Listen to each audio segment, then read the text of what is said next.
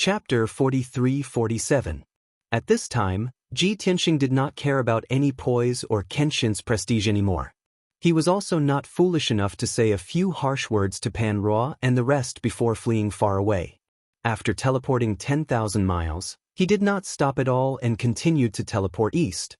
As for Pan Ruo, the two marshals and several divine generals, after the initial astonishment, they all came back to their senses and immediately teleported in pursuit.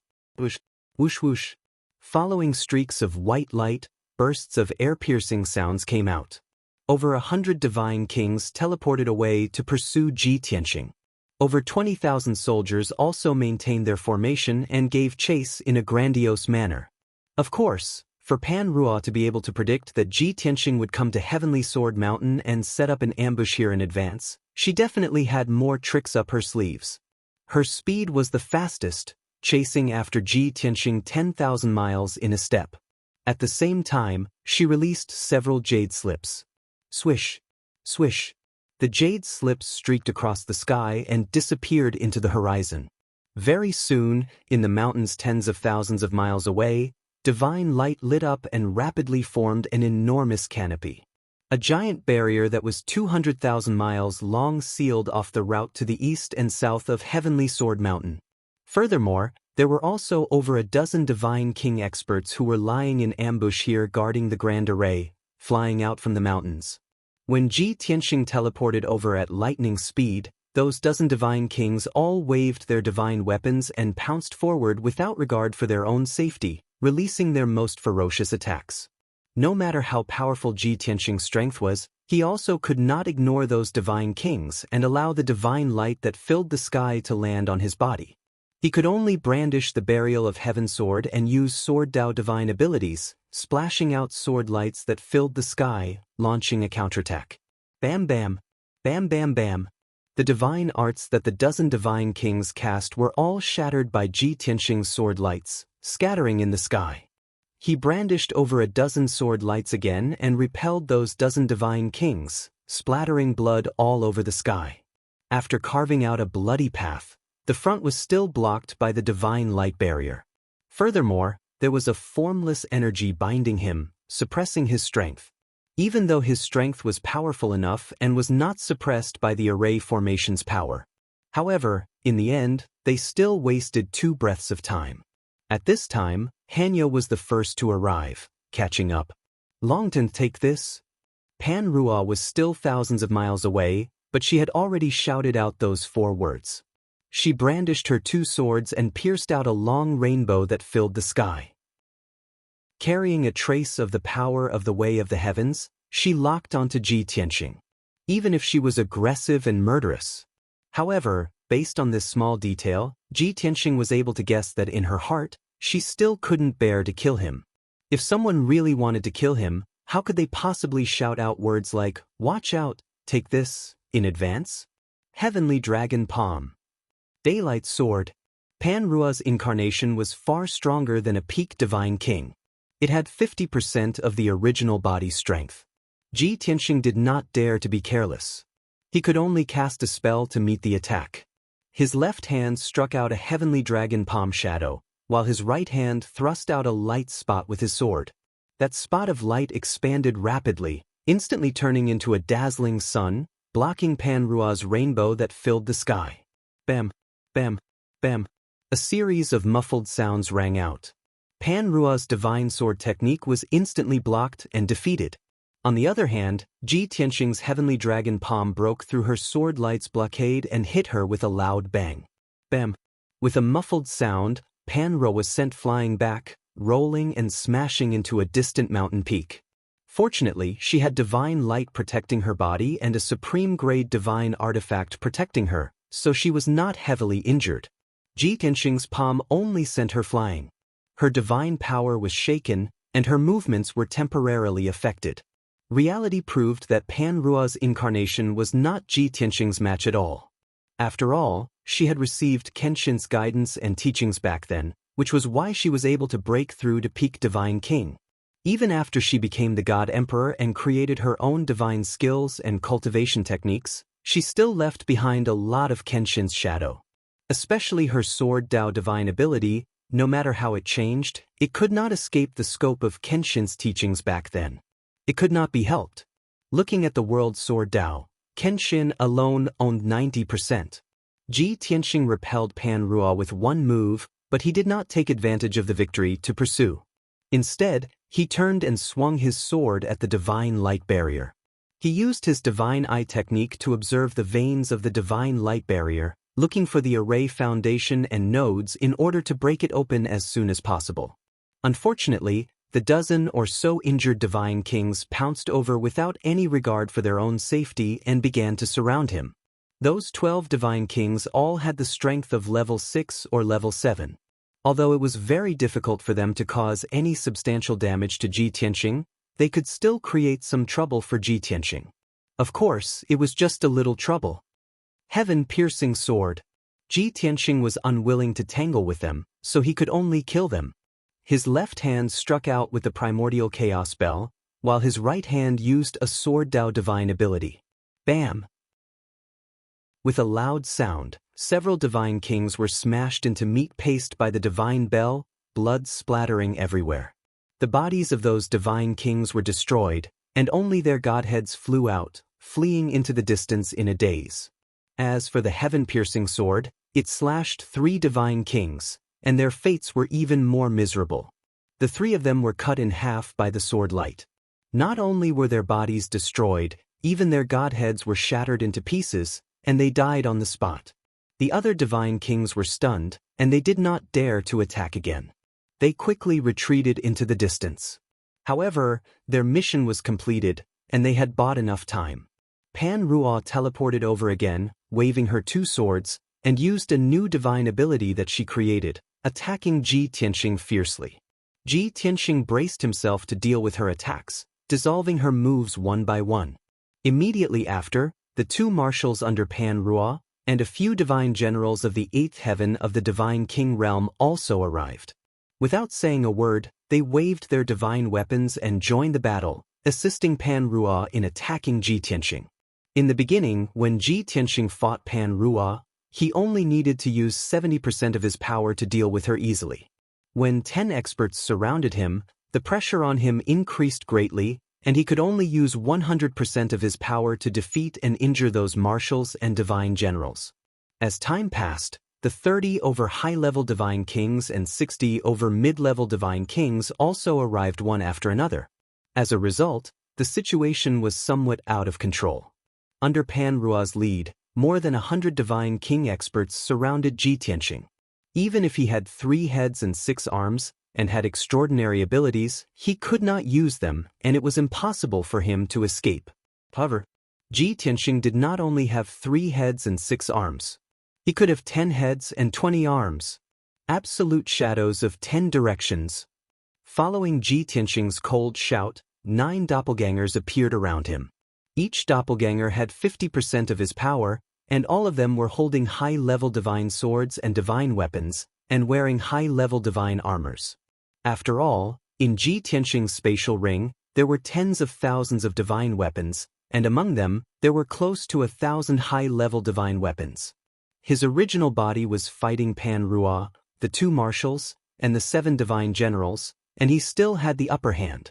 As for his 9 doppelgangers, they were all spread out, fighting alone. Each doppelganger could deal with 3 to 4 high-level divine kings, and 7 to 8 mid-level divine kings.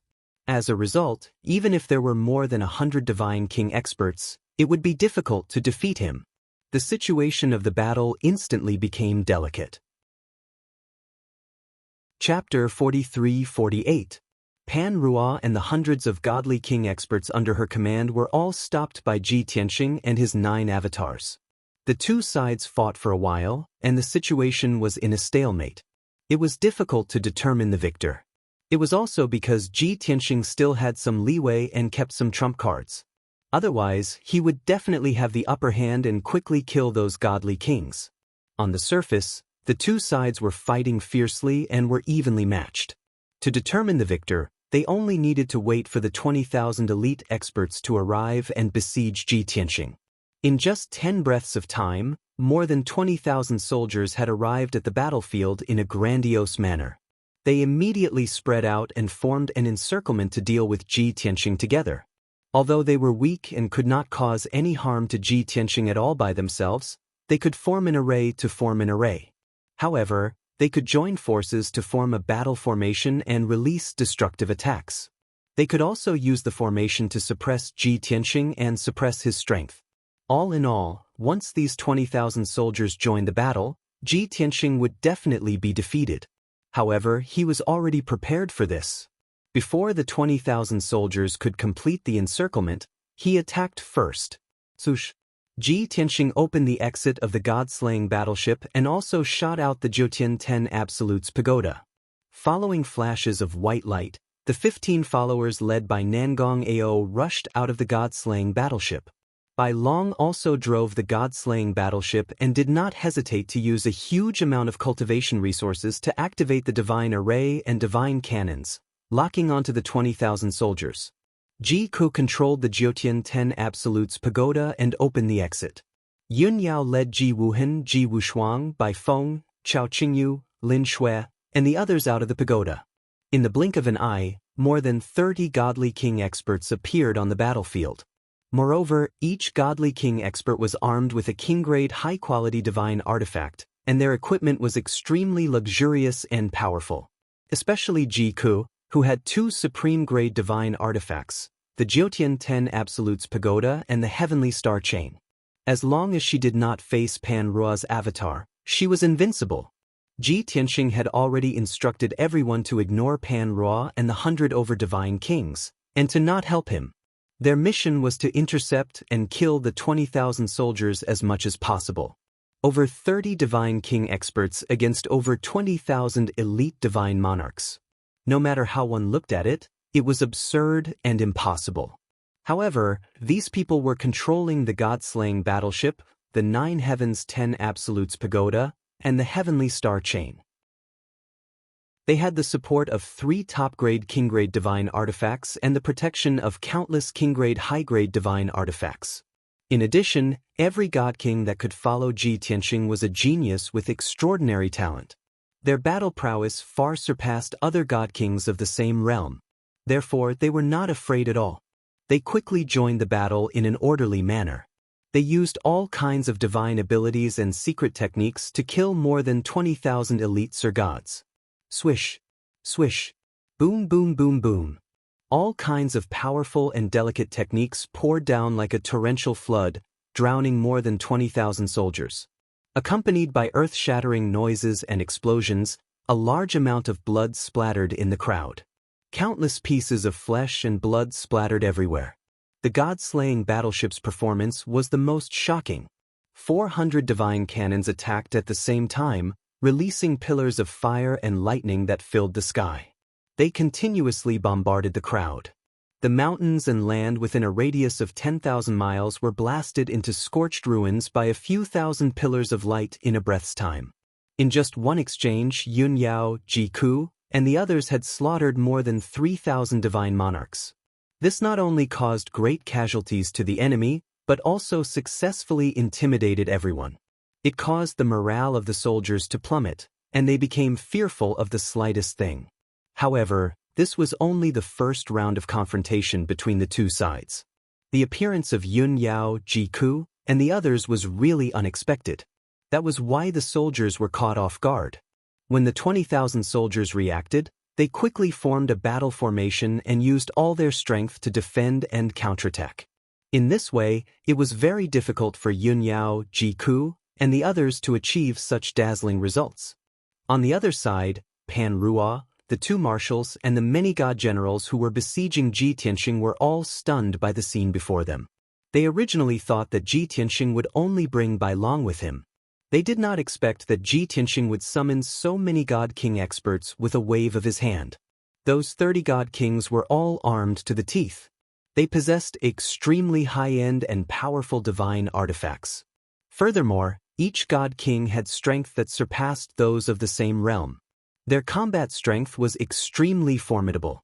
Just those 30 god kings, together with a battleship and a divine pagoda, were able to stop more than 20,000 soldiers. This was simply too shocking. Of course, This was the thought of the two marshals, the many-god generals, and the many-god king experts. Pan Rua's thoughts were far more complicated than theirs. Other than being shocked by the 30 god king experts following Kenshin, she was more concerned about the few women and the cold youth in the crowd. Not to mention the peerlessly beautiful Yun Yao and Ji Ku. Just Lin Shui and Jin Hong were both rarely seen beauties with special temperaments. As for the equally beautiful Lana, Pan Rua could see that she did not seem to have much relationship with Kenshin. She was the companion of another middle-aged man in a green robe. Pan Rua only took 2 glances and determined that Yun Yao, Ji Ku, Lin Shui, and Jin Hong were all Kenshin's confidants. Then, her attention fell on Ji Wuhan and Ji Wushuang. It was because these 2 siblings' appearances and temperaments were simply too handsome and special. Needless to say, Ji Wuhan was 80% similar to his father. He was extremely handsome, and his temperament was silent and cold. He was very much like Kenshin back then. Although Ji Wushuang looked like a 14 or 15-year-old girl, she was also devastatingly beautiful. She was very similar to her mother, Yun Yao. Her eyes and brows were also very similar to her father, Ji Tianxing. Just based on their appearances and temperaments, Pan Rua could conclude that they were definitely Kenshin's sons and daughters. Instantly, Pan Rua froze on the spot as if she had been struck by lightning. She was somewhat dazed, as if she had been severely injured. She stared at Yun Yao, Ji Ku, Ji Wuhan, Ji Wushuang, and the others. Her eyes were somewhat blurred, and her mind was somewhat absent-minded.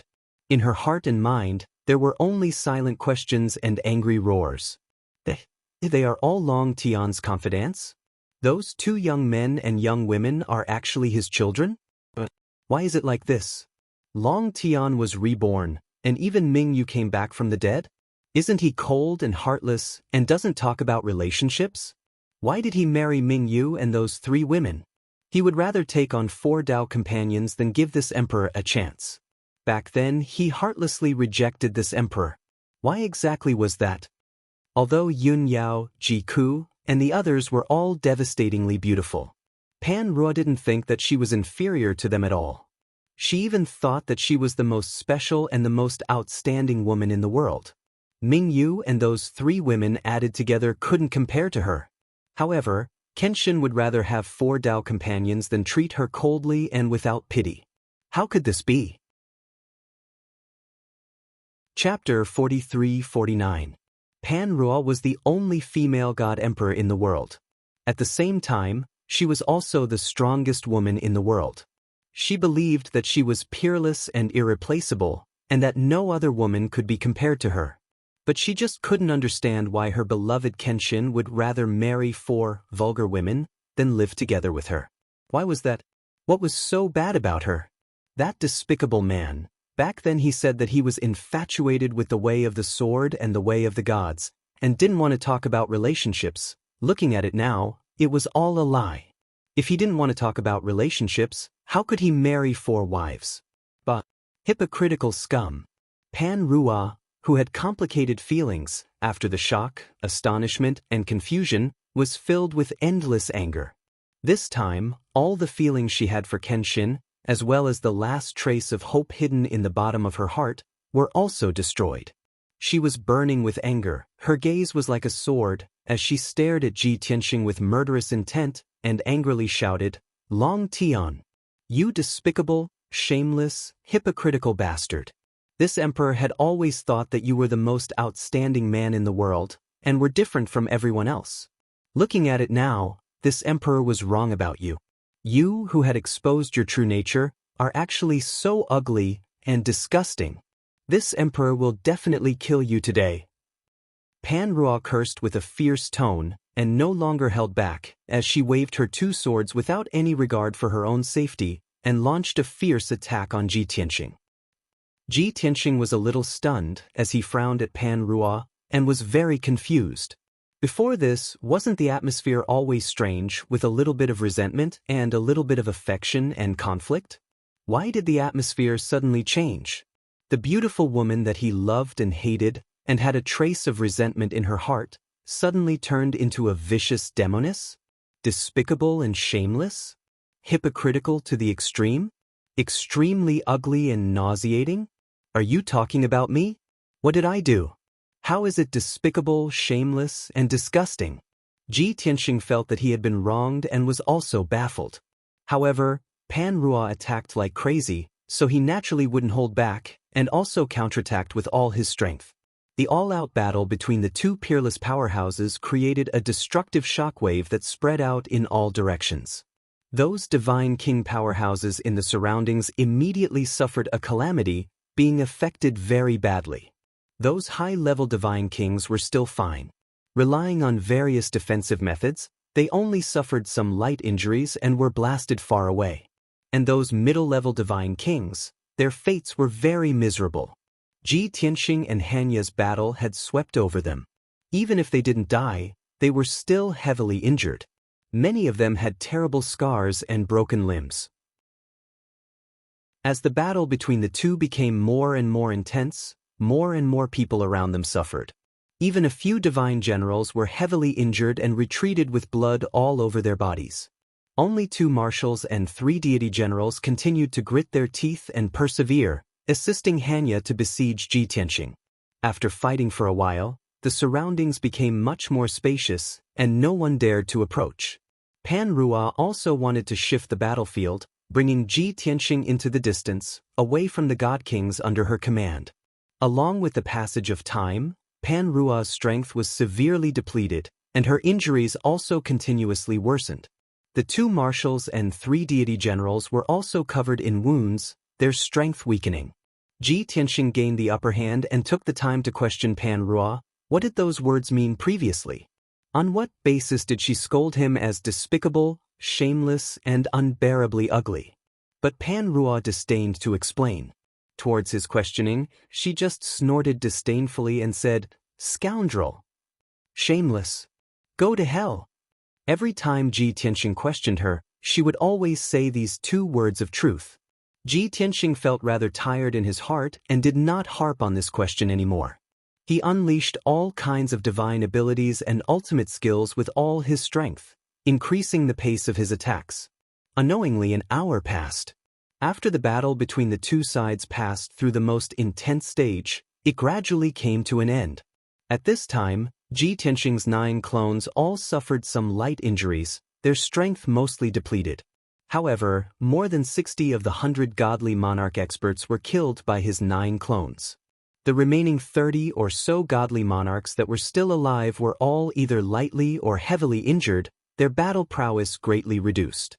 As for Ji Tianxing, he had already killed 3 deity generals, severely injured 2 marshals, and severely injured Pan Ruo's incarnation. In the battle of experts, Ji Tianxing had obtained an absolute advantage. Victory was only a matter of time. But on the other side, Yun Yao, Ji Ku, Bai Feng, and the others were engaged in a battle with more than 20,000 soldiers. The situation was not optimistic. Although Yun Yao, Ji Ku, and the others had the upper hand at the beginning with their super strength and supreme-grade divine artifacts, they had slaughtered many godly monarch experts. But as time passed, after they had killed more than 10,000 godly monarchs, they had exhausted too much of their strength, and their strength had begun to weaken. The 16,000 godly monarch realm soldiers that were lucky enough to survive also gradually calmed down from their initial shock. They stabilized their footing and formed a battle formation.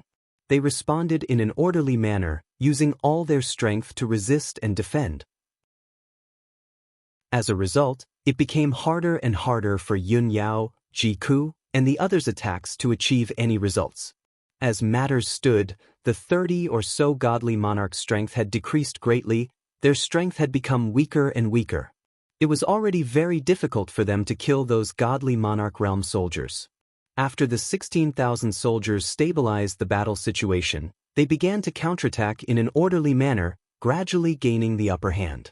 As for Yun Yao, Ji Ku, and the others, they could only rely on the 2 supreme-grade divine artifacts, the God-slaying battleship and the 9 Heavens 10 Absolutes Pagoda, to resolve the siege of more than 10,000 soldiers and remain undefeated.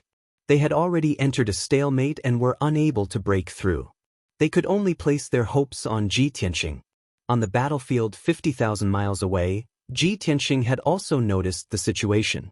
He unleashed his potential without caring about anything else and increased the pace of his attacks. Pan Ruo felt immense pressure and was forced to retreat by him. Her injuries were becoming more and more severe. However, she was very stubborn. She did not let out any sounds of pain or grunting. She used all her strength to resist and resolve the attacks. The two marshals' injuries were very serious. They should not continue fighting. They should retreat as soon as possible and recuperate. However, they saw that Pan Ruo was fighting to the death, so they could not retreat in advance. As a result, they could only continue fighting and persuade Pan Ruo to retreat as soon as possible. Now that the battle situation had reached such a stage, it could be said that they had lost their momentum and could not be salvaged. Stopping their losses in time and returning to the chaotic paradise to recuperate and gather their forces for the next battle was the right move. However, Pan Ruo did not listen to their advice and insisted on not retreating. She would rather die in battle than to perish together with Kenshin. Of course, this could only be a fantasy and a goal that was difficult to achieve. After the two sides fought for another 15 minutes, Pan Ruo was so heavily injured that she could not continue fighting. The two marshals were also killed by Ji Tianxing and died on the spot. Not far away, Ji Tianxing's 9 clones had also killed more than 30 godly monarchs. Of course, every single clone suffered serious injuries, flickering with flickering divine radiance. Now that the situation had reached such a stage, Pan Ruo finally stopped fighting and confronted Ji Tianxing high in the sky. Chapter 4350. Strong winds howled in the sky. Not far away, the battle was still going on, and loud rumbling sounds could be heard. However, Pan Ruo endured her injuries and stared coldly at Ji Tianxing. Her anger and hatred had not dissipated.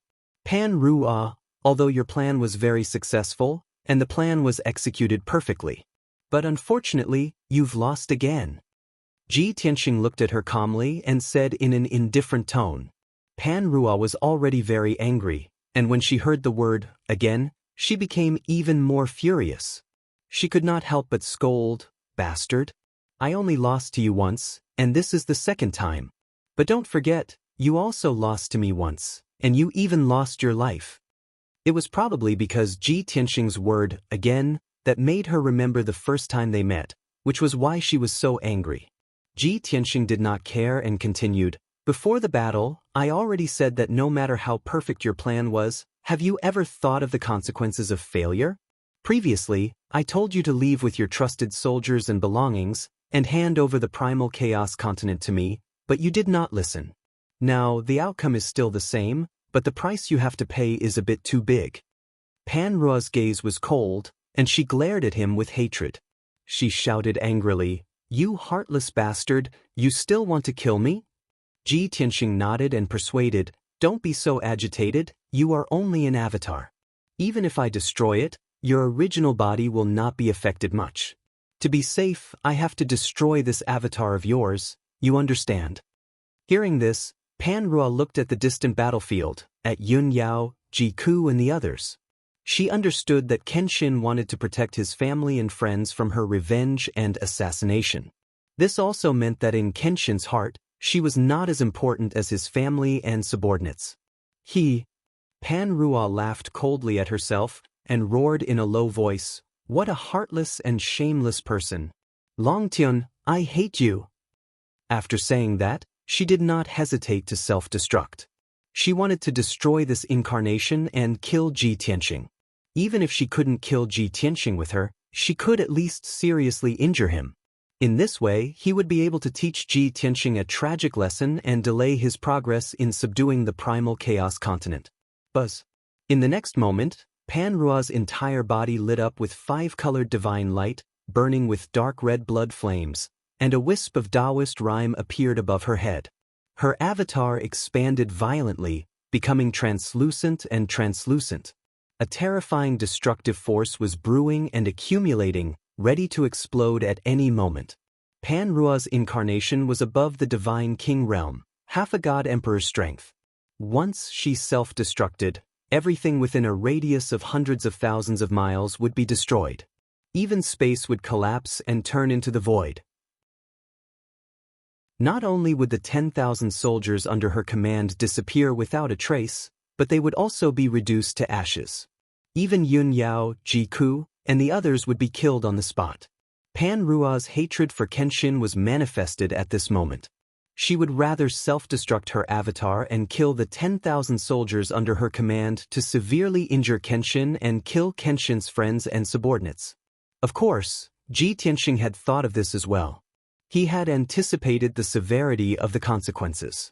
So, when Pan Rua self-destructed, he didn't have time to stop her. He had to rush forward and try his best to resist the power of the self-destruction. Divine Bell. Rise. Ji Tianxing recklessly activated his divine power and unleashed the strongest power he had ever unleashed in his life, pouring it into the primordial chaos bell. Buzz!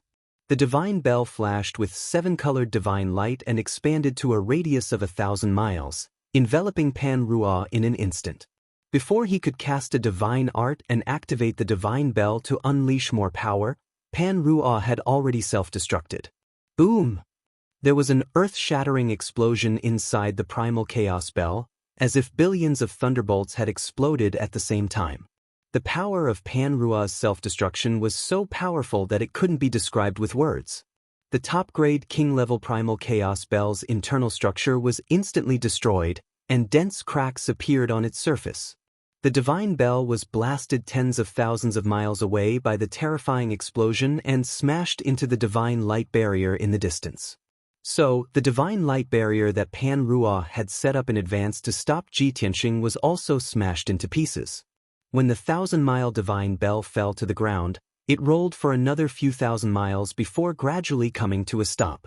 Wherever the divine clock passed by, mountains, rivers, and earth would fall apart, turning into ruins and deep pits.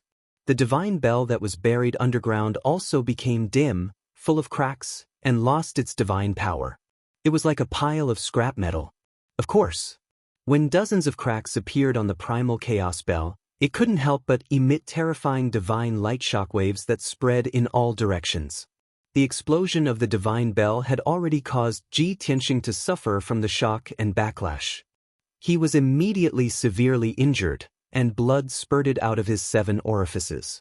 Then he was swept away by the divine light shockwaves that burst out from the cracks. He couldn't help but be sent flying tens of thousands of miles away.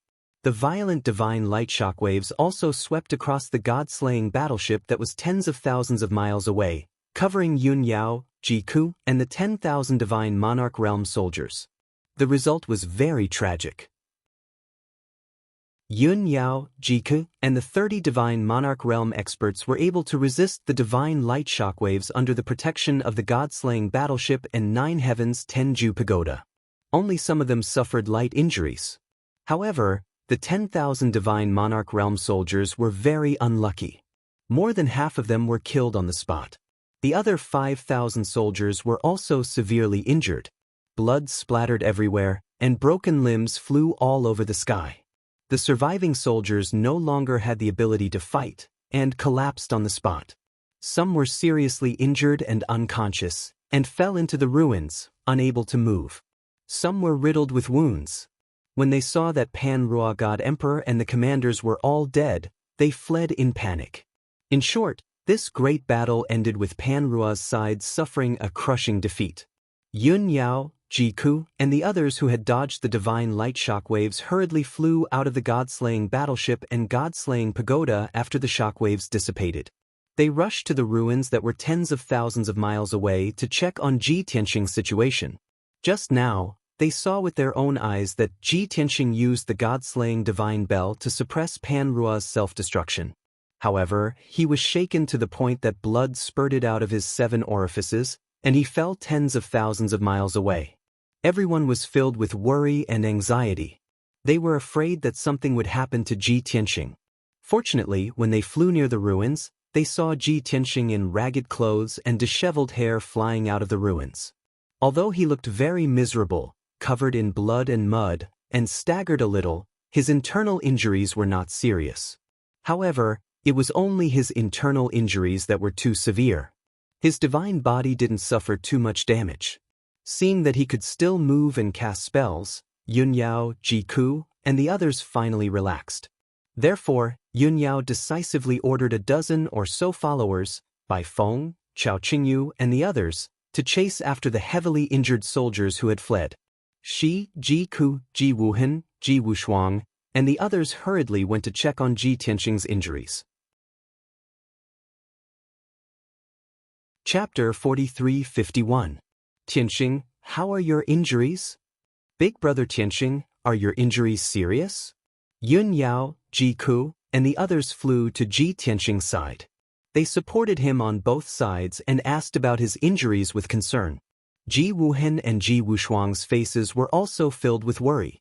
They looked at Ji Tianxing with concern. Ji Tianxing coughed twice and spat out a mouthful of dirty blood. He circulated his energy to clean up the blood and dirt on his body and smiled at his family. He waved his hand and said, "Don't worry. It's just that the god clock was destroyed and I suffered a backlash. It's nothing serious. I'll be fine after recuperating for a while." Yun Yao and Ji Ke hurriedly used their divine techniques to check on Ji Tianxing's injuries. They were only relieved when they confirmed that there were no major problems. Then, the family simply treated their injuries. Ji Tianxing let Yun Yao and Ji Ke take the two children back to the distorted space-time to recuperate. He began to clean up the battlefield and collect the interspatial rings and godhead fragments of the god kings. It was a pity that the interspatial rings couldn't withstand the self-destruction of Pan Rua's god emperor's incarnation and also collapsed. In addition, Pan Rua's incarnation was condensed from divine energy and refined from a special divine item. It didn't have a godhead.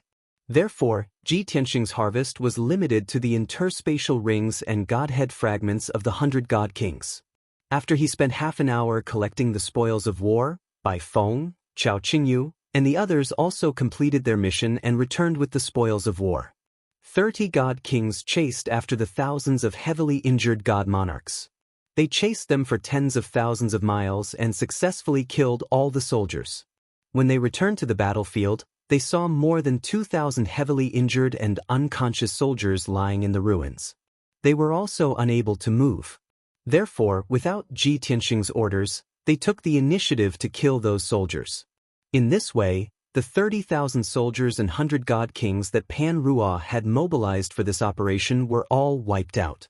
Even though Bai Feng, Nangong Ao, and the others were all injured, no one was sacrificed, and no one's divine body was destroyed. Compared to the fate of Hanya's subordinates, this was simply a complete victory, a victory that was hard to believe. Everyone handed over their spoils of war to Ji Tianxing. Ji Tianxing accepted it for the time being. After praising and encouraging everyone, he allowed them to enter the warship and the distorted space-time to heal their injuries. During this process, he saw that Nangong Nihuang's injuries were very serious. In particular, there were several kinds of violent divine power remaining in her divine body, which were eroding her meridians and divine blood. Those rare divine powers were extremely toxic and corrosive. If he didn't clean it up and get rid of it in time, it would probably affect his foundation in the divine Tao and cause his strength to regress. Among the many followers, Nangong Nihuang was currently the weakest, so it was not strange that her injuries were more serious than the others. But she endured the pain, gritted her teeth, and silently returned to the battleship to heal herself. Ji Tianxing frowned. He wanted to call out to her, but he hesitated. After everyone returned to the warship and the distorted space-time, Ji Tianxing let Bai Long drive the warship away from the ruins. Next, Bai Long drove the god-slaying warship to find a hidden place to wait for everyone to heal. In any case, Hanya, the two marshals and 30,000 soldiers had been killed. The news would spread very quickly. At that time, the entire primal chaos continent would be shocked. The other half of Hanya's subordinates would definitely guard the primal chaos grotto heaven and would not dare to take the initiative to attack. And when the news spread, those forces and experts who were loyal to Kenshin would most likely surface and try to contact Kenshin. In short, Ji Tianxing had just arrived at the primal chaos continent. Before he could even show himself, he had already fought a decisive battle with Hanya and obtained a complete victory. With Hanya and 30,000 soldiers killed, the primal chaos continent's momentum was gone. The defeat was set. This war had just begun, but it could already be declared over. The god-slaying warship hid its tracks and aura, flew 15 million miles, and hid in a desolate mountain. There were few people in the surrounding million miles, and this place was filled with danger. The god-slaying warship was hidden here. It was not afraid of its whereabouts being exposed or being disturbed. The warship hid under a mountain and restrained its aura, as if it had fallen into a deep sleep. Everyone was in seclusion to heal their injuries. Only Ji Tianxing sat in the distorted space-time, silently counting the spoils of war and storing them. In 2 days he had finished counting all the spoils of war. Then he left behind the divine spark fragments and a small number of divine items to slowly refine and study in the future. 90% of the cultivation resources and divine artifacts were stored by him alone. After everyone finished recuperating, he would distribute the resources and equipment to everyone as a reward. Ji Tianxing closed his eyes and thought silently for a moment. Thinking of Nangong Nihuang's injuries and what Ji Ku and Yun Yao had said, he hesitated. After deliberating for a moment, he decided not to go into seclusion to heal his injuries for the time being. He would visit Nangong Nihuang first. After making up his mind, he left the distorted space-time and appeared in the secret room of the god-slaying warship. The entire warship was quiet, and the lights were very dim. It was as if everyone was in a deep sleep. Ji Tianxing walked through the corridor unhurriedly and arrived at the door of the innermost room. He used a voice transmission technique to call the person inside. A moment later, the door opened, and a beautiful figure appeared in front of him. The person who opened the door was Nangong Nihuang. At this moment, she was not wearing a brocade dress or gorgeous hair accessories like before. She was also not wearing armor and looking valiant. She was wearing loose and comfortable clothes, and her long hair was only tied up with a hairband and tied into a simple bun. Her face was a little pale, and there were some sweat stains on her forehead. She was clearly tortured by her injuries, and her spirit was a little weak. Seeing that the person outside the door was Ji Tianxing, she was stunned for a moment. She hurriedly closed the door and turned to change into formal clothes. Even if she was seriously injured, and no matter how absent-minded she was, she did not want Ji Tianxing to see her in such a sorry and haggard state. No matter what, she always wanted to show her best side in front of him. However, Ji Tianxing was a little tactless. He opened the door and entered, not intending to give her time to change. Seeing that he had followed her into the room, Nangong Nihuang was a little nervous and uneasy, but she said calmly, "Long Tian, sit here for a while. I'll change my clothes before coming out." When there were others present, she was used to calling Ji Tianxing Lord Kenshin. And only when the two of them were present would she call him by his name. Ji Tianxing raised his hand to stop her and said gently, "You're so badly injured. Let's deal with your injuries first. At this time, you don't have to care too much about your clothes." Chapter 43-52. Ji Tianxing's words made Nangong Nihuang startled for a moment.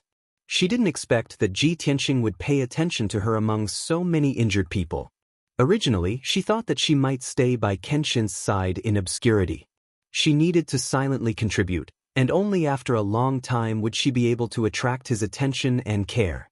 She didn't expect that happiness would come so suddenly. A warm current flowed through Nangong Nihuang's heart. She was also a little nervous, and her heartbeat accelerated. She lowered her head and didn't speak. If Ji Tianxing didn't speak, the atmosphere in the room would become a little strange. So, Ji Tianxing took the initiative to say, "Let's go to the secret room.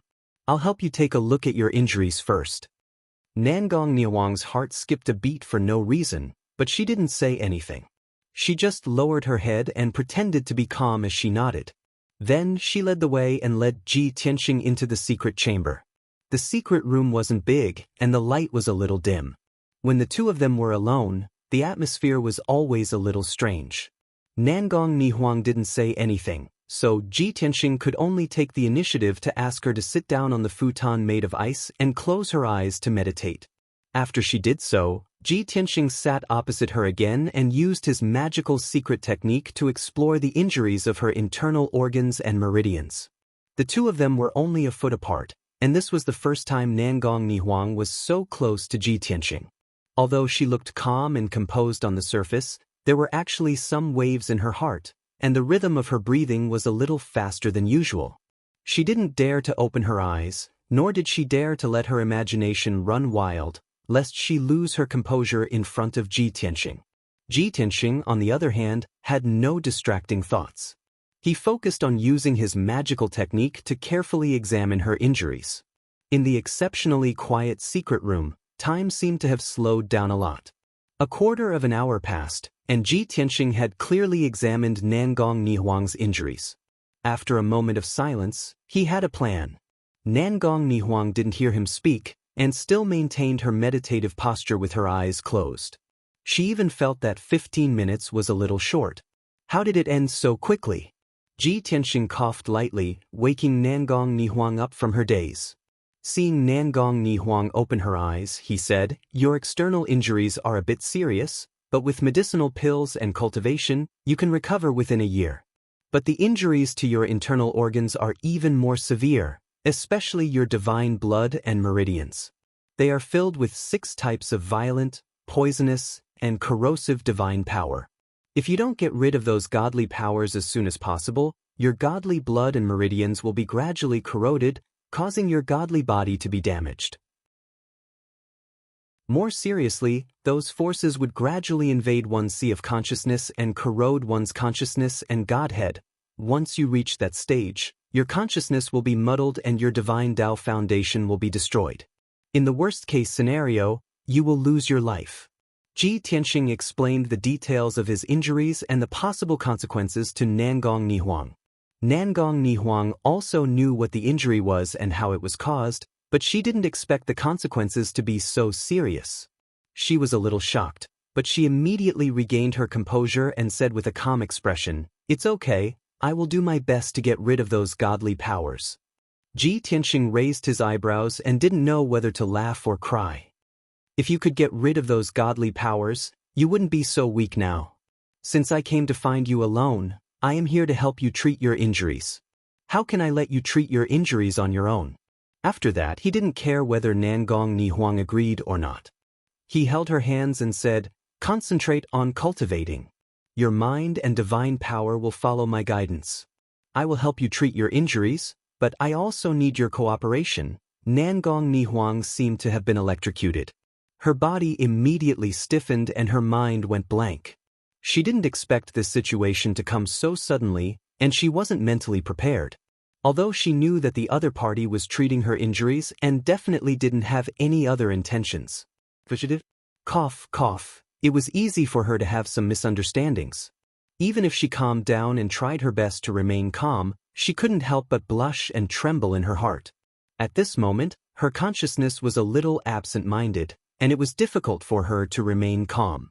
She could only follow Ji Tianxing's guidance and passively circulate her divine power to heal her injuries. The process of healing was relatively simple, and nothing special happened.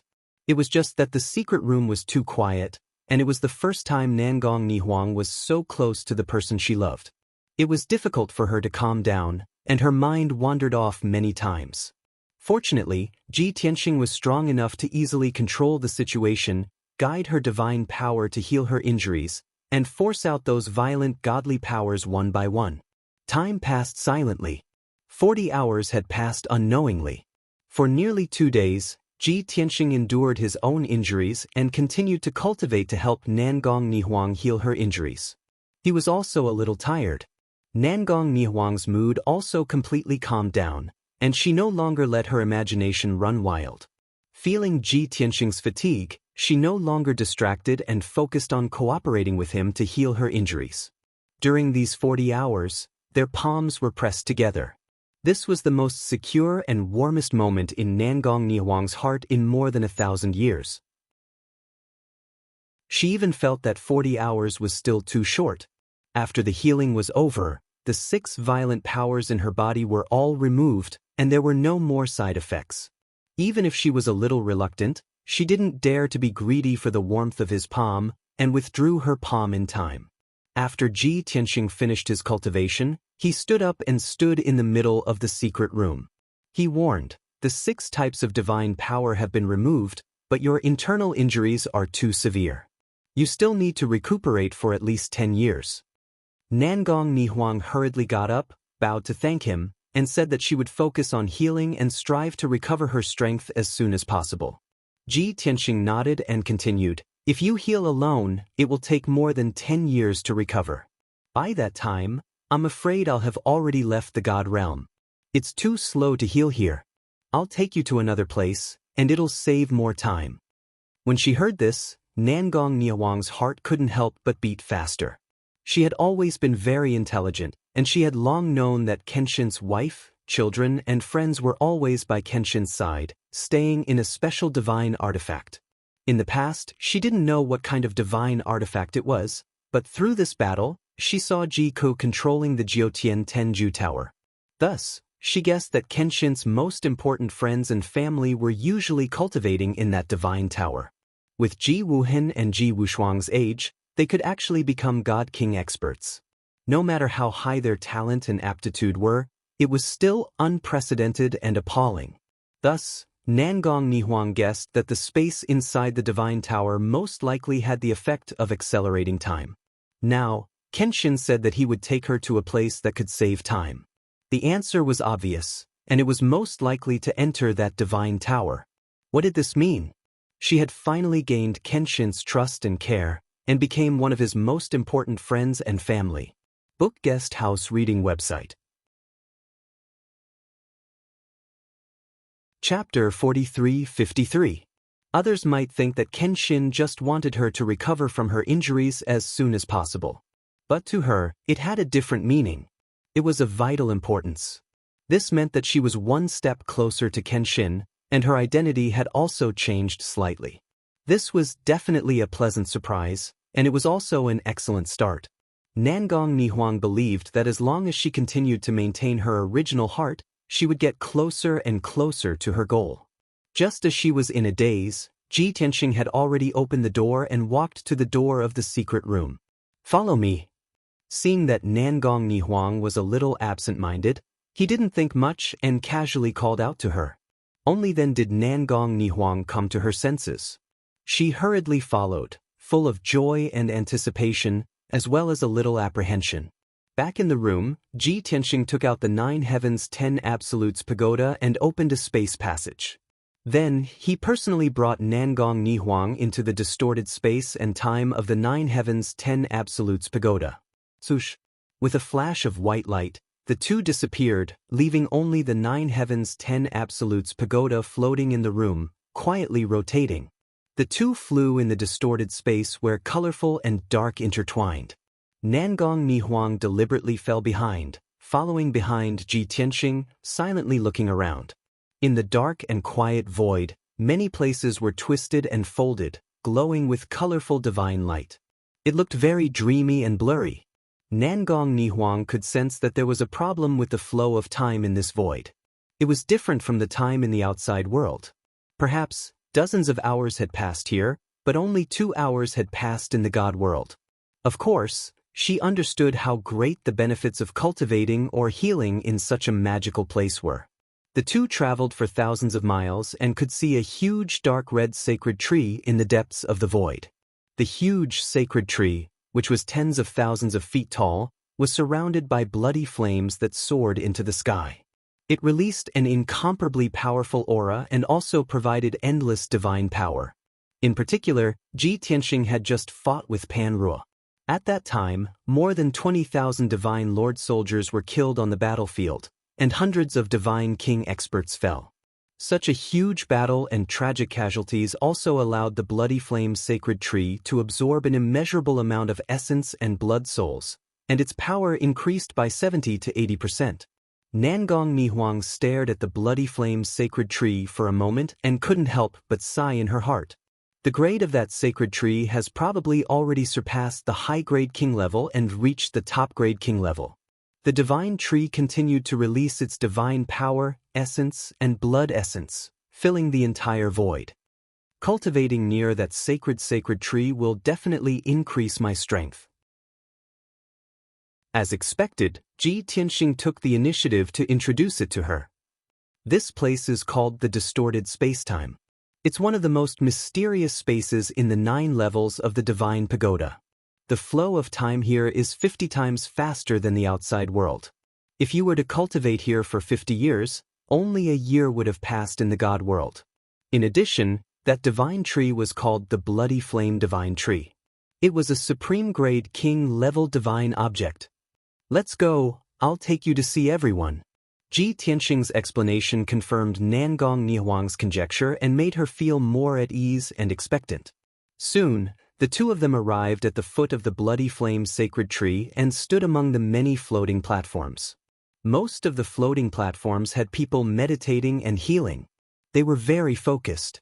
Ji Tianxing and Nangong Nihuang didn't wake everyone up. They even used divine consciousness to communicate so as not to affect everyone's healing.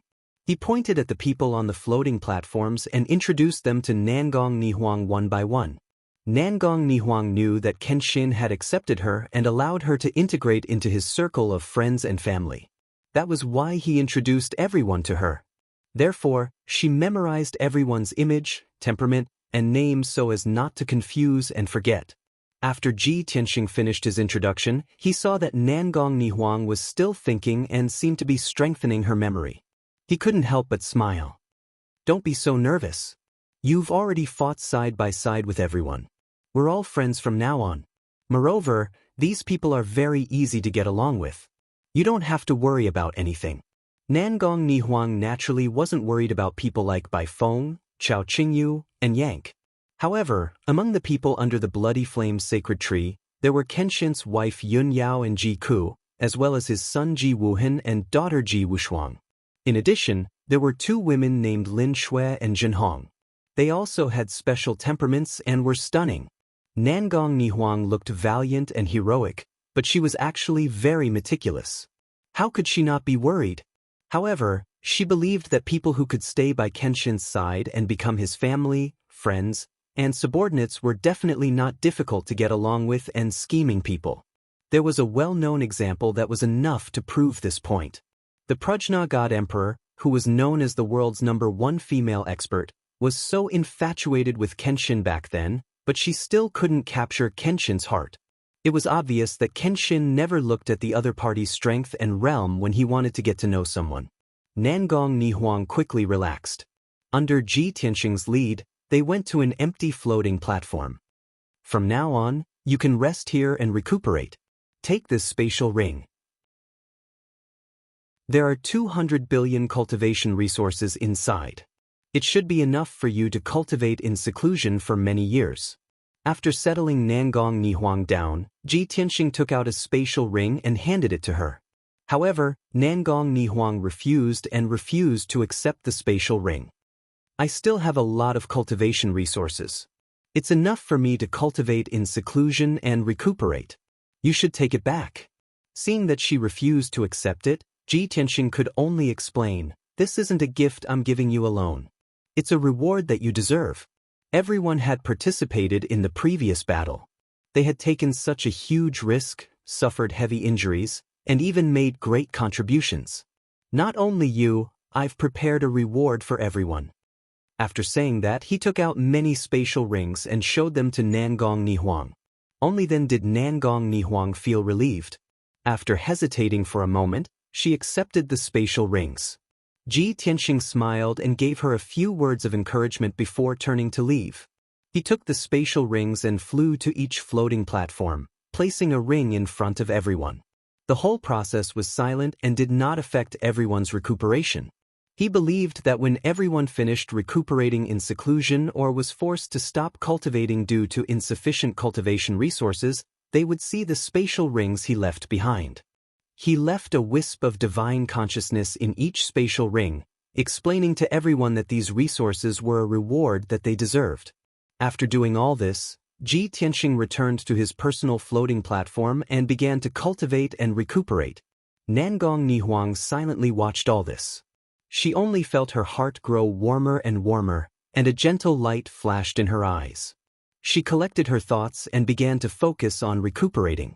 At the same time, on the floating platform right next to Ji Tianxing, between Ji Wuhan and Ji Wushuang, Yun Yao, who had been circulating and cultivating all this while, curved the corners of her mouth, revealing a trace of a gentle smile. Chapter 43-54.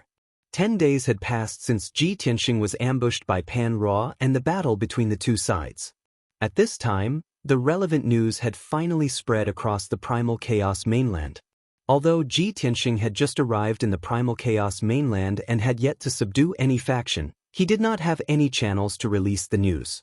However, of the 30,000 soldiers under Pan Ruo, 99% were killed, but there were still over 100 who escaped the net and escaped from the Sky Sword Mountain amidst the chaos.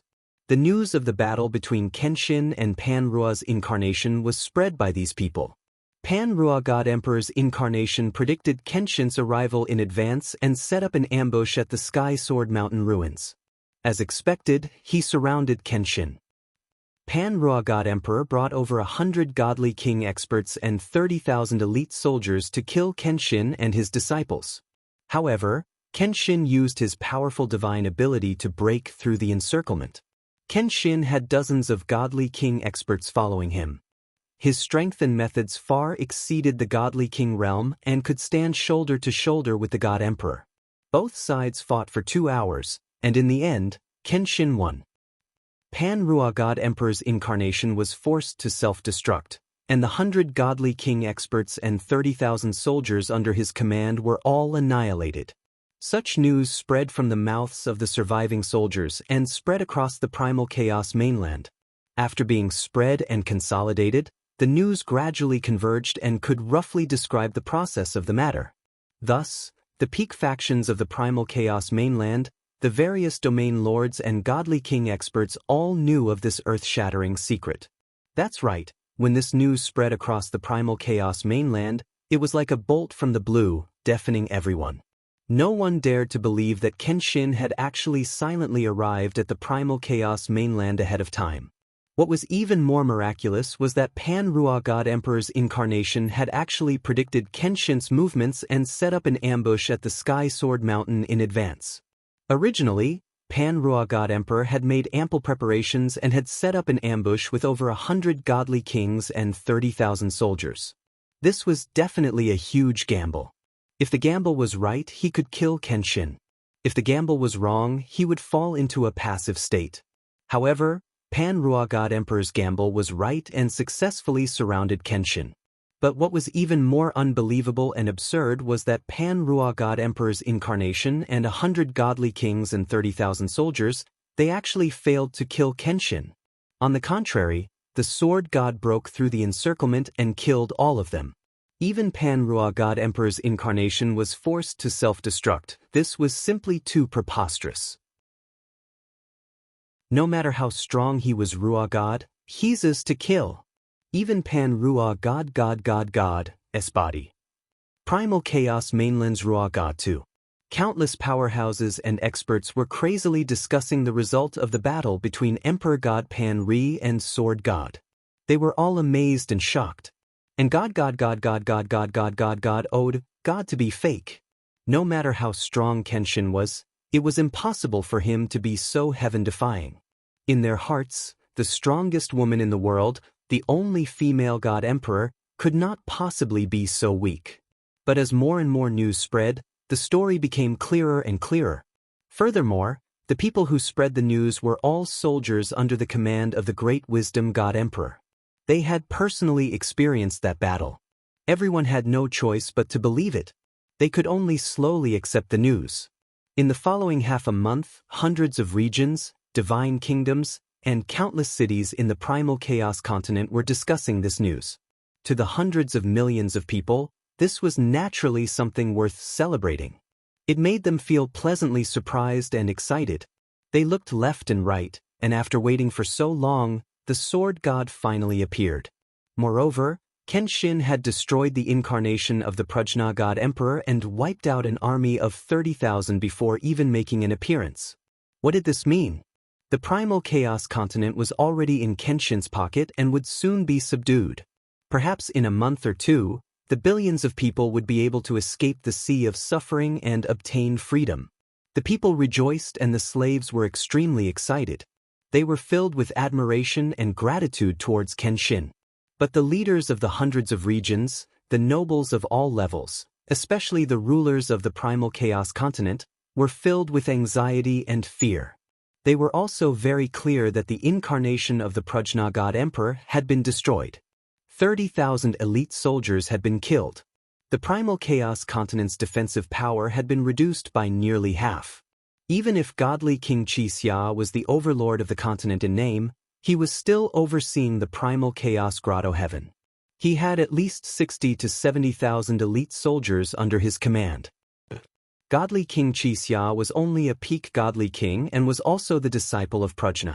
Even the incarnation of the Prajna God Emperor had been destroyed by Kenshin. Godly King Xianxia could only be instantly killed by Kenshin. The 60 to 70,000 elite soldiers without a leader were also unable to pose a threat to Kenshin. Only death awaited them. The nobles, leaders, and rulers realized that the fall of the primal chaos continent was certain. Amidst their anxiety and realization, they began to plan their escape route. Most of the nobles and rulers wanted to quickly plunder their wealth and escape with all their wealth. But when they thought about it carefully, Boundless Heaven Continent, Reincarnation Island, and Songtian Continent were already under Kenshin's control. The primal chaos continent was about to fall. It was only a matter of time before Qiankuan Continent was conquered. Not long after, the entire God realm would become Kenshin's territory. Even if they took all the resources and wealth, where could they escape to?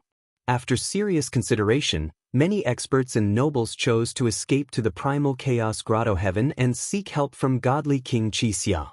They believed that godly King Xianxia would be able to make a decision and know where to escape to in order to survive. The truth was indeed so. Another portion of the leaders, nobles, and rulers felt that the God realm would eventually be controlled by Kenshin. They already had no way to escape. They also heard that Kenshin ruled Boundless Heaven, Songtian, and Reincarnation Island, but did not harm the innocent. Even the leaders were rarely killed. Most of them maintained their original positions. As long as they were willing to surrender and be loyal to Kenshin and swear a strict heavenly oath, they would not be in any danger. Moreover, these nobles and leaders did not want to leave their homes, escape from the God realm, and live a wandering life. So, after much consideration, they all made up their minds. Once Kenshin appeared in public, they would immediately express their intention to surrender and be loyal. If they were loyal early enough and acted smarter and more appropriately, they might be able to gain Kenshin's favor and win greater power and status. In short, the primal chaos continent began to fall into chaos. The common people cheered wildly, looking forward to Kenshin's call for action. Countless experts and forces would follow. The nobles were busy plundering resources and transferring their wealth and forces to seek refuge with godly King Xianxia. Some nobles gathered their forces and put on a posture of waiting to surrender. Even the most sacred and dignified primal chaos grotto heaven became very lively. In the past, the grotto heaven was very quiet and heavily guarded. Now, countless experts were gathering their soldiers, gathering their forces, transferring their wealth and resources, and preparing to leave. Chapter 43-55. Logically speaking, the chaotic mainland was currently in a period of chaos. Many territorial lords and nobles were either planning to surrender or pack up their belongings and flee. Even the experts and soldiers in the chaotic grotto heaven were preparing to flee at any time. To Kenshin, this was the best opportunity to attack and conquer the chaotic mainland quickly. As long as he showed up, there was no need for a battle. He only needed to raise his arm and call for help to conquer half of the mainland. But what puzzled everyone was that Kenshin did not appear. Unknowingly, a month had passed. With this 1-month buffer, many of the territorial lords and nobles were fully prepared. Those who remained in their territories and resided in the territorial lord manor and cave abodes were naturally prepared to surrender and pledge their loyalty. As for the nobles and experts who were preparing to flee, a portion of them left in private. Most of them gathered in the chaotic grotto heaven and followed godly King Xianxia. Early in the morning, the sun rose from the east. The chaotic grotto heaven was no longer quiet. Outside the majestic chaotic divine palace, there were more than 50 divine warships lined up in the sky. The 10 divine warships at the front of the fleet were godly King Xia's divine warships and the divine generals under her command. Each divine warship carried 3,000 elite soldiers. Godly King Xia's divine warship was of the highest grade. It was a supreme grade divine warship. Not only did it carry 3,000 loyal imperial guards, but it also stored immeasurable cultivation resources. The other 40 divine warships came from the various territorial lords and top forces. Each divine warship not only carried the trusted soldiers of the various territorial lords, but it was also filled with rich cultivation resources and treasures. With the loud sound of a horn, godly King Xia's divine warship took off and flew towards the exit of the chaotic grotto heaven. The other 9 divine warships followed closely behind. The fleets of the various territorial lords also took off and flew off in a grandiose manner. 15 minutes later, the huge fleet left the chaotic grotto heaven and sped up into the sky. They passed through the spatial barrier and entered the void outside. Just like that, Crimson Afterglow swaggered out of the divine realm with his massive fleet and treasures. Originally, godly King Xia was worried that they would be hunted down by Kenshin if they left the divine world so brazenly. For safety's sake, she wanted the fleet to escape quietly. However, the Prajna God Emperor had sent her a message, telling her not to worry. Now that Crimson Afterglow had left the deity world with his fleet, nothing unexpected had happened. After entering the void, her heart finally calmed down. She was full of admiration for the Prajna God Emperor's deduction. Although Crimson Afterglow had taken away more than 50 divine warships, as well as 1,000 years of accumulated wealth, Crimson Afterglow had still managed to escape. However, the Chaos Paradise was not empty. There were still 2,000 guards, 1,000 maids, and 3,000 servants. There was nothing that could be done about it. These guards, maids, and servants were rather weak, or perhaps their statuses were not high enough, so they were not taken away by Crimson Afterglow. Perhaps God Monarch Crimson Afterglow felt that bringing them along would be a burden. The 6,000 guards and attendants who were left behind had no choice but to stand their ground under Crimson Afterglow's orders. The guards continued to guard the entrances and exits of the grotto heaven and the gates of the various palaces. The maids and servants were still guarding the various palaces. They were abandoned pawns. All of them were trembling in fear and unease. After Crimson Afterglow left with his fleet, many guards, maids, and servants gathered their courage and fled the Chaos Paradise. These abandoned pawns were in the same situation. They should have fled together.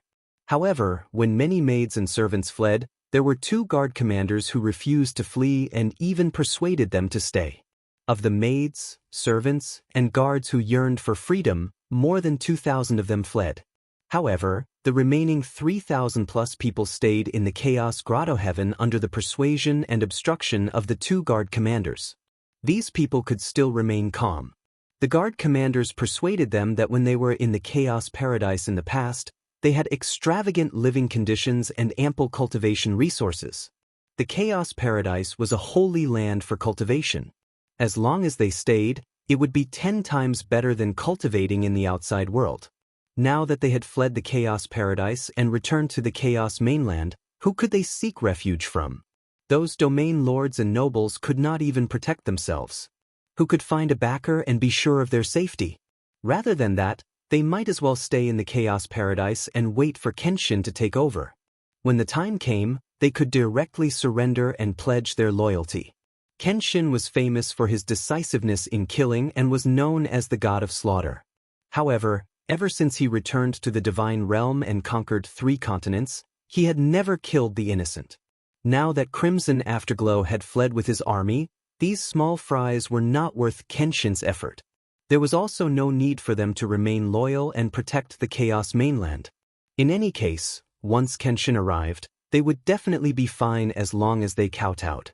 If they were smarter and made arrangements in advance, they might be able to gain Kenshin's favor. That would be a pleasant surprise. Everyone in the Chaos mainland was puzzled.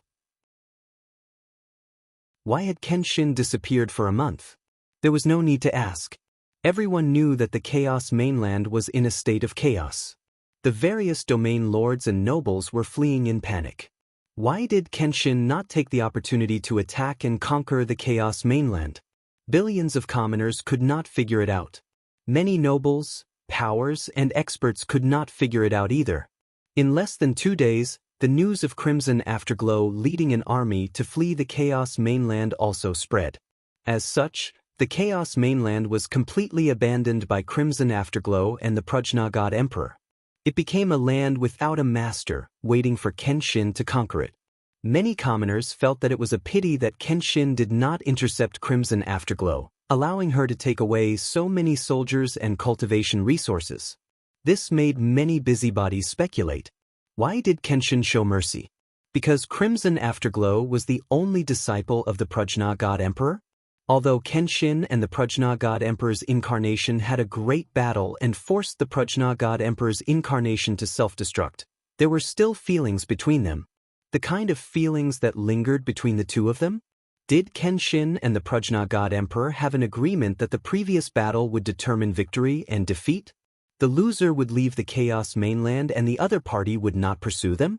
Similar speculations were announced by those busybodies and spread throughout the Chaos mainland.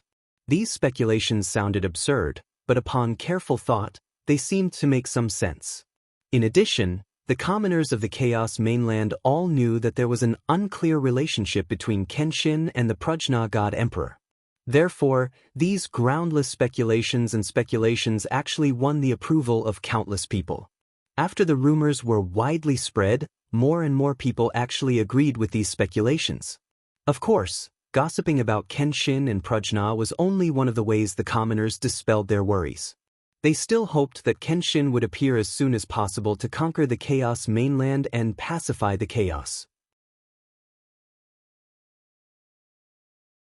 Chapter 4356. About 10 days had passed since God King Xianxia led his army out of the divine world. The situation in the Chaos mainland had become even more chaotic. There were more than 50 regions where the territorial lords had led their trusted soldiers to escape. The entire region had lost its jurisdiction and restraint. The conflicts that had been suppressed between the empires and the divine nations for many years gradually erupted. Small-scale conflicts and wars had begun. For the sake of power and profit, the various levels of forces also erupted into rounds of conflict. Although all the citizens, nobles, and powers knew that the Chaos mainland would definitely be conquered by Kenshin, people were selfish and greedy. But the human heart was selfish and greedy. They all wanted to plunder more resources and control more territories before Sword God unified the primal Chaos continent. As the situation in the 50 regions became more and more chaotic, the 40 regions guarded by territorial lords also began to show signs of chaos. Fortunately, those territorial lords still had a certain degree of deterrence. They could send out elite soldiers to suppress the chaos and wars in various regions and prevent the chaos from spreading. Even so, the various territorial lords were having headaches and felt that they could not do anything else. They could only hope that Kenshin would appear soon and take control of the situation. Finally, another 3 days passed. Kenshin finally appeared. Bai Long steered the god-slaying battleship and carried Ji Tianxing and the rest to the Chaos Grotto Heaven in the center of the continent. At this time, Ji Tianxing had already been cultivating in seclusion in the distorted spacetime for 5.5 years. His internal injuries had already recovered by 80%, but he had not fully recovered. There was no choice. For an expert at his level, once he was injured, especially internal injuries, it would take more than 3 to 5 years to recover. As for Yun Yao, Ji Ku, and the rest, as well as those followers, their injuries were even more serious. Now, they were still cultivating in seclusion in the distorted spacetime. It would take them a few years or even more than a decade to gradually recover. Needless to say, those followers who did not enter the distorted spacetime and stayed in the god-slaying battleship. They had only been recuperating for more than 40 days. Their injuries had just been controlled and stabilized. Ji Tianxing originally wanted to wait until his injuries had healed or everyone's injuries had mostly healed before he appeared to conquer the Chaos mainland. Although God King Xianxia, the territorial lords, and nobles did not have the heart to fight. If he stepped forward to subdue the primal chaos mainland, he should not encounter any resistance. However, it was impossible for him to complete such a huge workload alone. He needed the help of others. However, things were developing too quickly. As God King Xianxia led his army out of the divine world, the situation in the primal chaos mainland quickly turned into a pot of porridge. To Ji Tianxing, he didn't care if the primal chaos mainland was in chaos or not. However, the situation on the continent was chaotic. Dozens of regions were engulfed in the flames of war, and countless civilians were being ravaged by the flames of war. This was something he did not want to see, so he could only show up in advance to quell the chaos as soon as possible. Shua! The deity-slaying worship arrived at the entrance of the primal chaos paradise. It remained invisible and concealed its divine aura. Ji Tianxing stood in the cockpit and observed the situation at the Grotto Heaven entrance 100 miles away. Initially, he thought that Xianxia deity king had taken away all the soldiers and valuables, leaving the chaos paradise empty. Who would have thought that the chaos Grotto Heaven would leave behind a group of guards to guard the entrance of the Grotto Heaven? White Dragon looked at Ji Tianxing and asked in a low voice, "Master, should we kill our way over stealthily or show up directly to intimidate them?" Ji Tianxing waved his hand and said, "When God King Xianxia led so many people to escape, I did not even make a move to kill them. Do you think I will kill these useless soldiers and crab generals? Moreover, it's just over 1,000 guards. Do you think they will resist?" Understood. White Dragon immediately understood what his master meant. He removed the deity-slaying worship's disguise and revealed its tracks and aura. The deity-slaying worship flew towards the Grotto Heaven's entrance at a moderate speed. The guards guarding the Grotto Heaven's entrance immediately discovered the deity-slaying worship and were all shocked. However, those guards quickly calmed down and did not show any signs of panic. Perhaps it was because the two guard commanders had already rehearsed with everyone, allowing them to be mentally prepared. When they saw the deity-slaying worship fly in front of them, they stood even straighter and tried their best to show that they were full of energy and spirit, making themselves appear very elite.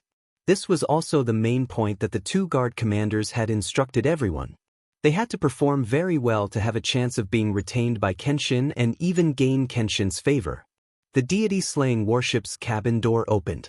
Ji Tianxing was the first to step out of the cabin door, and White Dragon followed closely behind.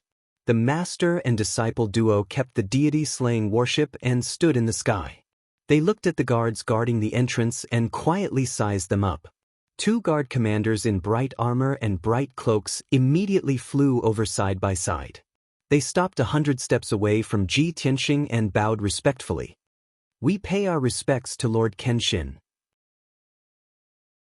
As the two guard commanders bowed, the many armored and sword-wielding guards also turned to face Ji Tianxing and bowed in unison. Such a scene was like soldiers being inspected by a general. Although the guard commanders had not declared that they were surrendering and pledging their allegiance, they had already used their actions to express their intentions of loyalty. Under such circumstances, as long as one was not a cruel and bloodthirsty person, they would not attack the guards. The two guard commanders and the many guards looked calm on the surface and did not show any abnormalities, but in reality, their hearts were in their throats and their palms were sweating. They had already declared that they would pledge their allegiance to Kenshin. But they did not know what Kenshin's attitude was at the moment. Who could guarantee that Kenshin would retain them and not kill them with a single blow of his sword? If that was really the case, they would not even have the chance to resist and would die unjustly. Thus, after the many guards bowed, they silently waited for Kenshin's response, and also for the judgment of fate. Fortunately, Kenshin did not make them wait for long. After a breath, everyone saw Kenshin raise his hands and say indifferently, "No need for formalities, all rise." At this moment, when everyone heard these 6 words, it was as if they had heard the sound of nature. With these 6 words and Kenshin's tone, the guards could feel that Kenshin did not have the slightest murderous intent and had temporarily accepted them. Whether they could stay and become Kenshin's subordinates to continue guarding the Chaos Grotto Heaven was uncertain for the time being. But at least Kenshin would not kill them for the time being, and their lives would be saved. Next, it would depend on their performance. The two guard commanders were very tactful and quickly ordered the guards to open the entrance to the grotto heaven. Then, they personally led the way and respectfully welcomed Ji Tianxing into the Chaos Grotto Heaven. At the same time, two guards in charge of transmitting messages quickly sent messages to the guards and servants inside the Grotto Heaven, telling them that Kenshin had arrived and was ready to welcome him. Chapter 43-57. Of the 3,000 people left in the Chaos Paradise, half were guards and the other half were maids and servants. Most of the guards remained at the entrance of the paradise, but there were still guards guarding the various palaces and passageways within the paradise.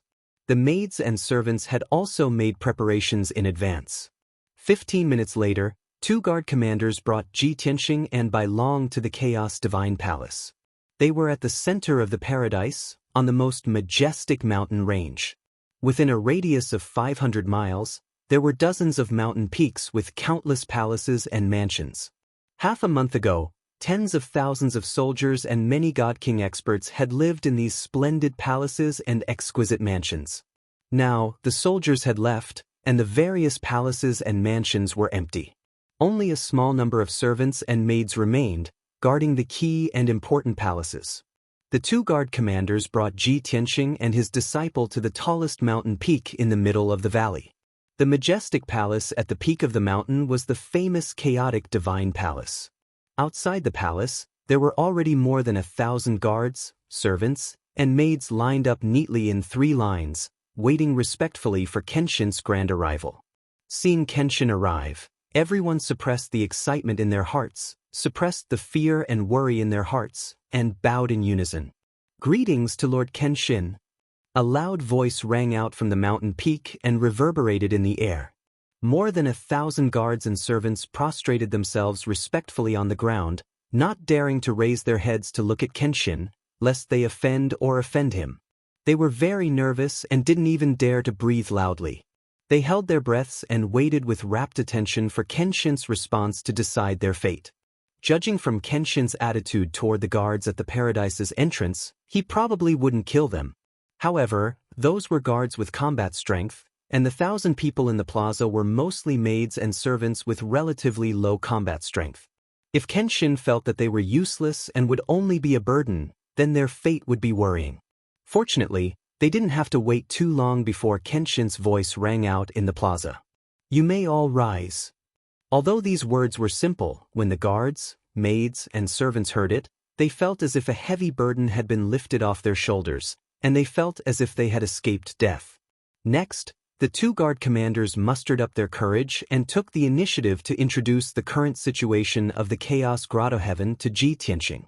"Lord Kenshin, please allow me to brief you on the current situation of the Chaos Paradise."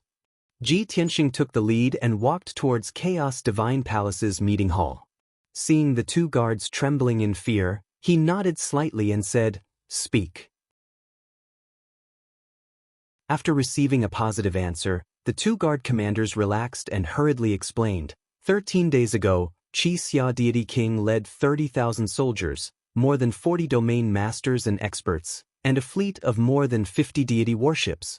They took away most of the resources and treasures and left the Chaos Paradise, escaping from the God realm. Our guards, servants, and maidservants are all staying in the Chaos Paradise. There were some that Crimson Afterglow God King wasn't willing to take with him. He felt that they were a burden. There are also some guards who are unwilling to leave the God realm and are willing to remain loyal to you. Therefore, we are staying in the Chaos Paradise to guard the entrances and the various palaces and residences here, patiently waiting for your arrival. Everyone knew that the guards, servants, and maidservants who stayed behind were all burdens that Xia Deity King disliked. But the two guard commanders couldn't say that. What if Kenshin also disliked them as burdens? They could only say half-truths, saying that some of them were abandoned by Xia Deity King, and most of them stayed behind voluntarily. In this way, they tactfully expressed that they were still useful and that they were willing to remain loyal to Kenshin. Ji Tianxing was well aware of this, but he didn't care about it. He only said in a dignified tone, "The guards under your command, as well as the servants and maidservants, do what you are supposed to do." From now on, the Chaos Paradise will need your protection and maintenance. This sentence was equivalent to giving the two guard commanders an affirmative answer. It calmed their hearts and dispelled all their doubts. The two guard commanders' hanging hearts immediately fell back into their stomachs.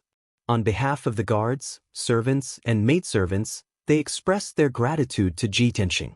After that, Ji Tianxing entered the Chaos Divine Palace's conference hall and officially took his seat. The two guard commanders were much more courageous now. They introduced more information and situation to Ji Tianxing.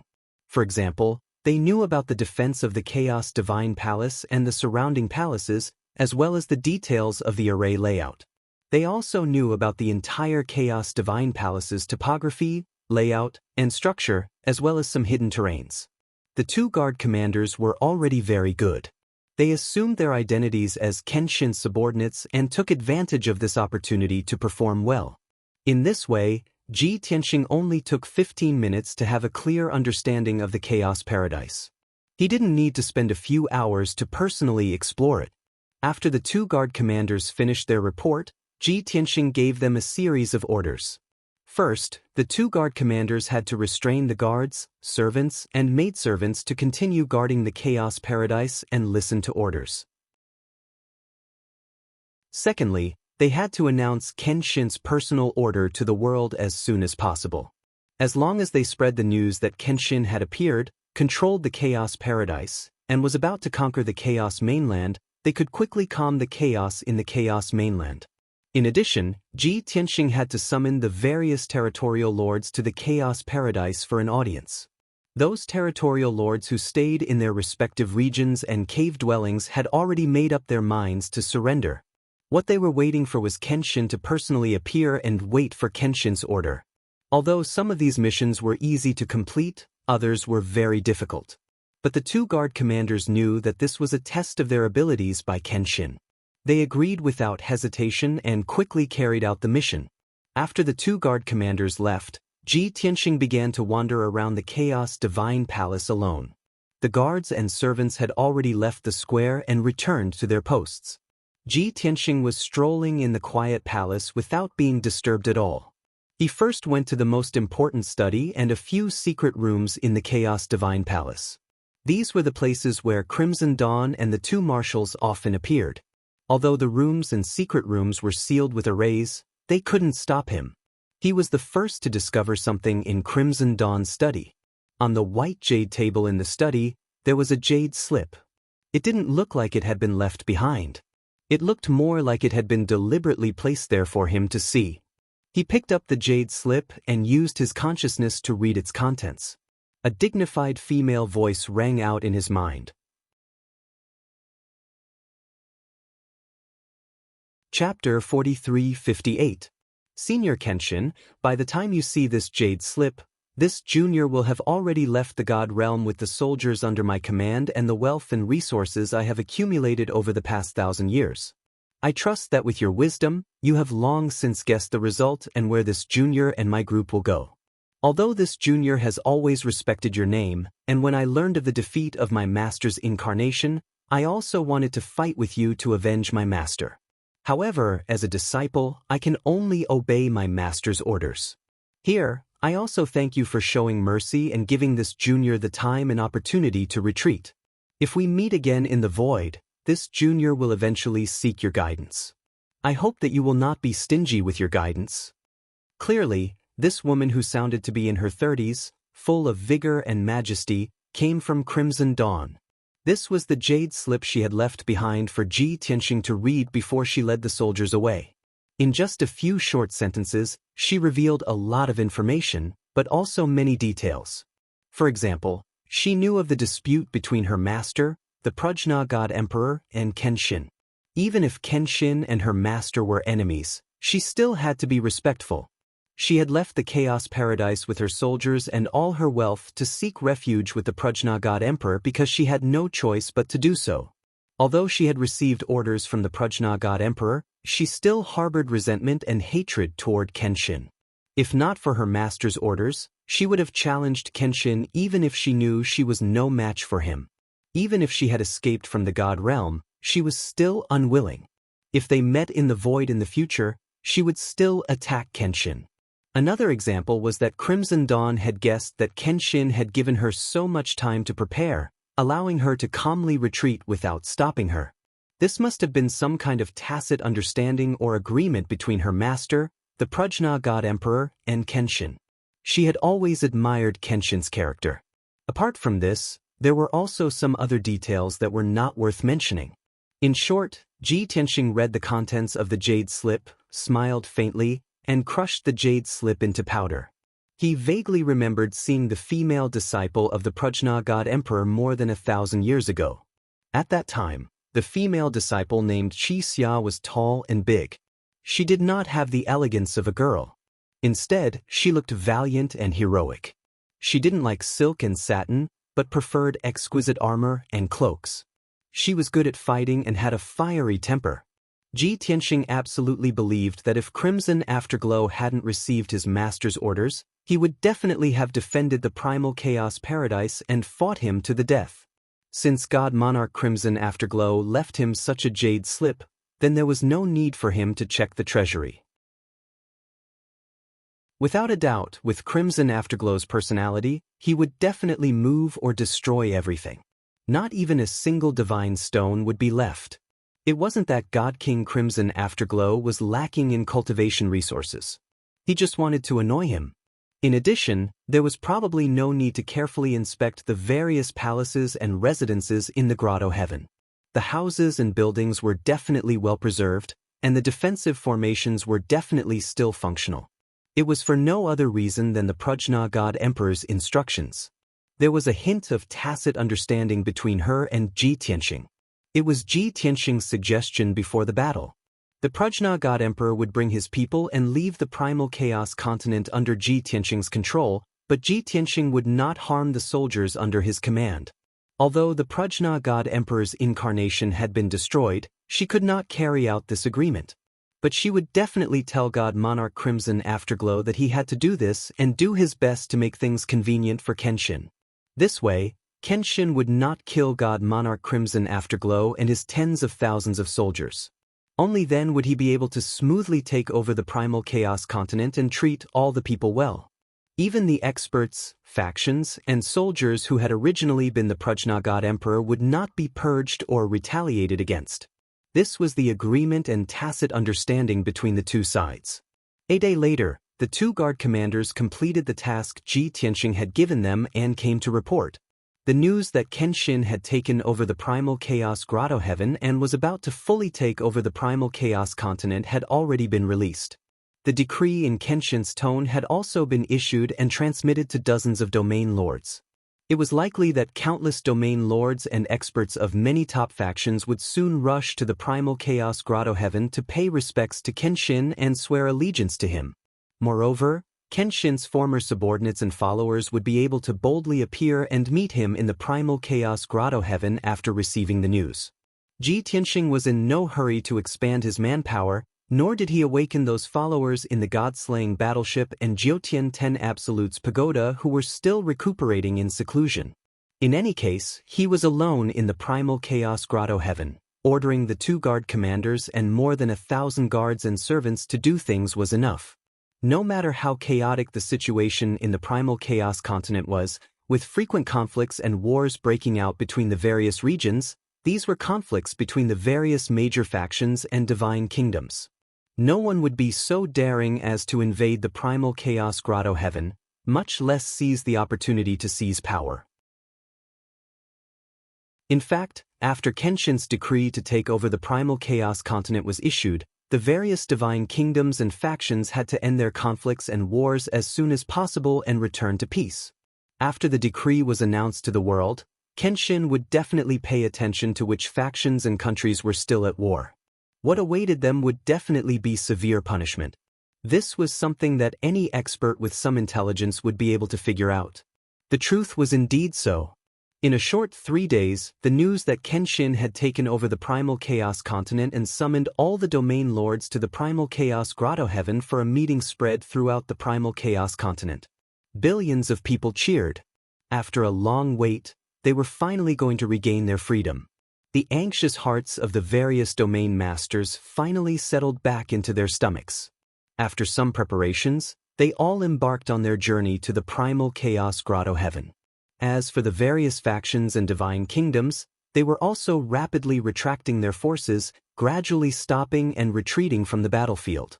No matter what the final outcome was, no matter who was at a disadvantage or who was at an advantage, they had to restrain themselves and obediently stop.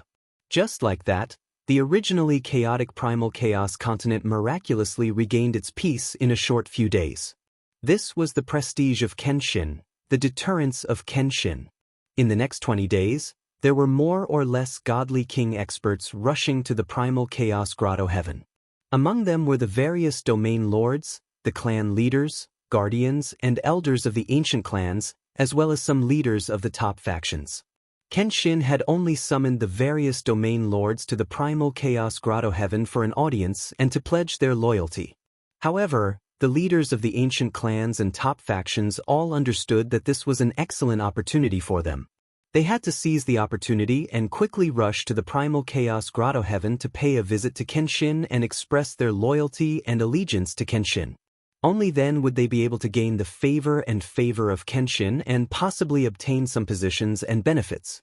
After all, more than 40 domain lords had followed godly King Xianxia and escaped from the divine realm. The positions of domain lords were now empty and had to be replaced by experts. Whoever pledged their loyalty to Kenshin first would have a better chance. Chapter 4359. This time, Ji Tianxing didn't let whoever arrived first take the oath of allegiance first like in the past.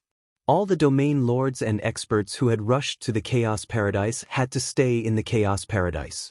When more domain lords and experts arrived, Ji Tianxing thought that everyone was present, then he would let them all swear their loyalty together.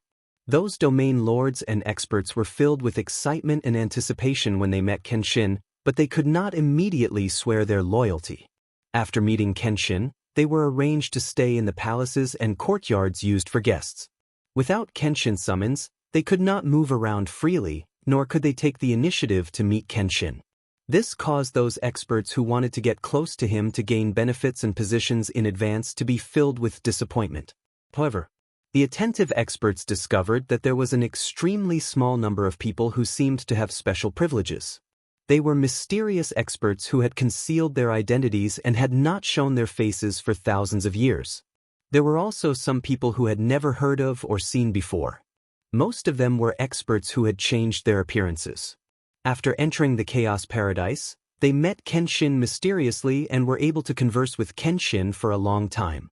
In addition, they were able to meet Kenshin many times to discuss certain matters.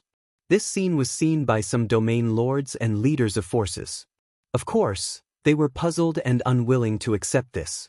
They gathered together and secretly discussed before paying attention to the movements in the Chaos Divine Palace. Finally, on a certain evening when the sun was setting, another mysterious expert stepped into the Chaos Grotto Heaven. It was an old man who wore a black robe that was like a tattered piece of cloth. His figure was thin, his waist was bent, and his feet were dry like tree bark. He held an ancient cane in his hand and wore a tattered bamboo hat. His movements were slow, and he coughed as he walked. He looked old and sickly, but it was undeniable that he was at the 7th or 8th level of the God-King realm, but his aura was very dim. No matter when, a high-level God-King would not be in such a miserable state, and it was even more impossible for him to be dressed like this. When the domain lords and leaders saw this, they guessed that this mysterious expert of unknown origin would definitely be able to meet the Sword God. Moreover, he would most likely be favored and taken care of by Kenshin, just like the previous mysterious experts. The domain lords and leaders were unconvinced and insisted on following the old man in the bamboo hat secretly to see what was going on. They used invisibility techniques to hide their auras and quietly followed the old man into the Chaos Divine Palace, arriving outside the study. Everyone hid in the rockery and the forest near the study, quietly listening to the movements in the study. As expected, after the old man entered the study, he saw Lord Kenshin. What happened next stunned the territorial lords and the leaders of the various forces. In the quiet study room, Lin Yiqian could be seen. Ji Tianxing stared at the old man in tattered clothes. He frowned and observed the old man in the chaos divine palace. Yi Wuji, you finally perfected your disguise. With Ji Tianxing's strength, he could see through most disguises at a glance. And this old man in the bamboo hat called Yi Wuji, after Ji Tianxing sized him up, could be completely sure. It could be seen that Yi Wuji's disguise had indeed reached perfection and was unique. After Ji Tianxing saw through his disguise and called out his name, Yi Wuji immediately knelt on the ground, threw away his cane, took off his tattered bamboo hat, and bowed emotionally. Disciple Yi Wuji greets Master. At this moment, Yi Wuji was no longer trembling and feeble. His voice was no longer the voice of an old man who was about to die, but the voice of a middle-aged man who was full of energy and decisiveness. And when he knelt on the ground and bowed, he cast a spell to remove his disguise. In the blink of an eye, he changed from a withered and skinny old man to a burly middle-aged man whose aura was as sharp as a sword. Although he was only wearing simple black clothes, and his hair was tied up in a bun with a sword-shaped hairpin, his outfit was very simple. However, he was like a treasured sword that had just been unsheathed. A moment ago, he was still an old man, but now, he had become a sharp sword that had just been unsheathed. The gap between the two was too big. Ji Tianxing looked at Yi Wuji, who was kneeling at his feet. Seeing that he looked the same as before, but with a bit more vicissitudes of life, he was very gratified. Yi Wuji, it's not easy for you to survive and disguise yourself in the secular world. Get up. The other two senior brothers are still waiting for you. Hearing Ji Tianxing's words, Yi Wuji was also very emotional. He hurriedly bowed and thanked Ji Tianxing. Thank you, Master. Hiding outside the study and secretly watching this scene, the leaders of the other regions and forces suddenly understood. Yi Wuji? He calls Kenshin Master? I remember now. He is one of the 6 sword leaders. He is the Wuji sword leader. So it's the Wuji sword leader. Oh my god, I thought all of Kenshin's subordinates had fallen in that great battle. I didn't expect the Wuji sword leader to still be alive. He actually disguised himself as an old man and mixed in with the world without being discovered. Just now, Kenshin said that other than the Wuji sword leader, there are 2 other senior brothers waiting for him. Could it be that there are 2 more sword leaders alive? That should be the case. I finally understand. No wonder those mysterious powerhouses were able to receive Kenshin's attention. They were his old subordinates. The domain lords and the leaders of the various forces were discussing this in secret, and the truth was revealed. Before coming, they were very confused and jealous of those mysterious powerhouses. Why were they treated so specially by Kenshin? Now that they knew the reason, they had nothing to say. Back then, Kenshin had the left and right protectors, the 6 sword leaders, the 8 divine generals, and the 10 divine kings. The left and right protectors were Kenshin's right-hand men. However, they had fallen in the great battle of the gods. The 6 sword leaders had also suffered heavy casualties. After the great battle, they disappeared without a trace. Everyone thought that they had died in battle. Every sword champion was a top sword Dao grandmaster in the world. They were powerful people who had created countless sword Dao theurgies. However, the 6 sword leaders could only call themselves disciples in front of Kenshin. After all, Kenshin was the world's #1 sword Dao grandmaster. At this moment, the Wuji sword leader bowed to Ji Tianxing and entered the underground palace through a secret door in the corner of the study. The 2 sword leaders who had come to the Chaos Grotto Heaven earlier than him and Kenshin's former subordinates were all in the underground palace. The Wuji sword leader entered the dimly lit underground palace with excitement and nervousness. He wanted to meet his senior and junior brothers and the generals who had fought side by side with him. There were already more than 20 people gathered in the underground palace. Among them, the strongest and most powerful were the Celestial Wind Sword Leader and the Celestial Spring Sword Leader. Other than that, Limitless Sword Leader also saw the 3 survivors of the 8 Extreme Divine Generals, as well as the 4 survivors of the 10 Directional Divine Kings.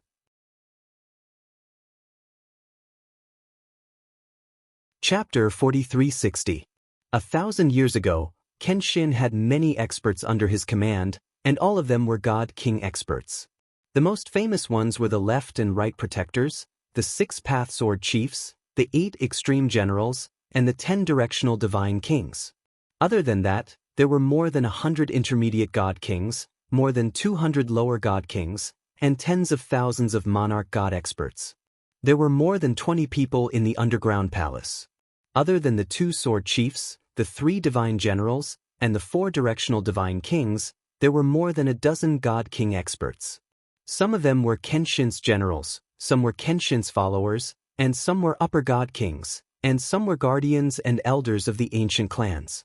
During the Battle of the Gods, not only did Kenshin's subordinates participate, but many of the top forces and ancient clans that were loyal to Kenshin also participated. Although most of the participants had perished in the void, there were still a few lucky survivors who managed to survive. These people had more or less the same experience, hiding in the god world, changing their identities, and struggling at death's door. 1,000 years had allowed them to recover from their injuries and recover more than half of their strength, but it did not extinguish the hope in their hearts, nor did it cool their blood. They had always believed that the sword god was immortal and would definitely make a comeback. They hid in various parts of the god world, hiding in the primal chaos mainland, silently recovering and accumulating power, waiting for the day they could take revenge. 1,000 years of waiting did not go to waste.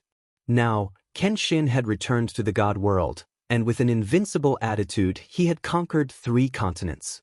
When the news of Kenshin's arrival in the primal chaos mainland spread, those old subordinates who had been hiding in various places all came to pay their respects to Kenshin.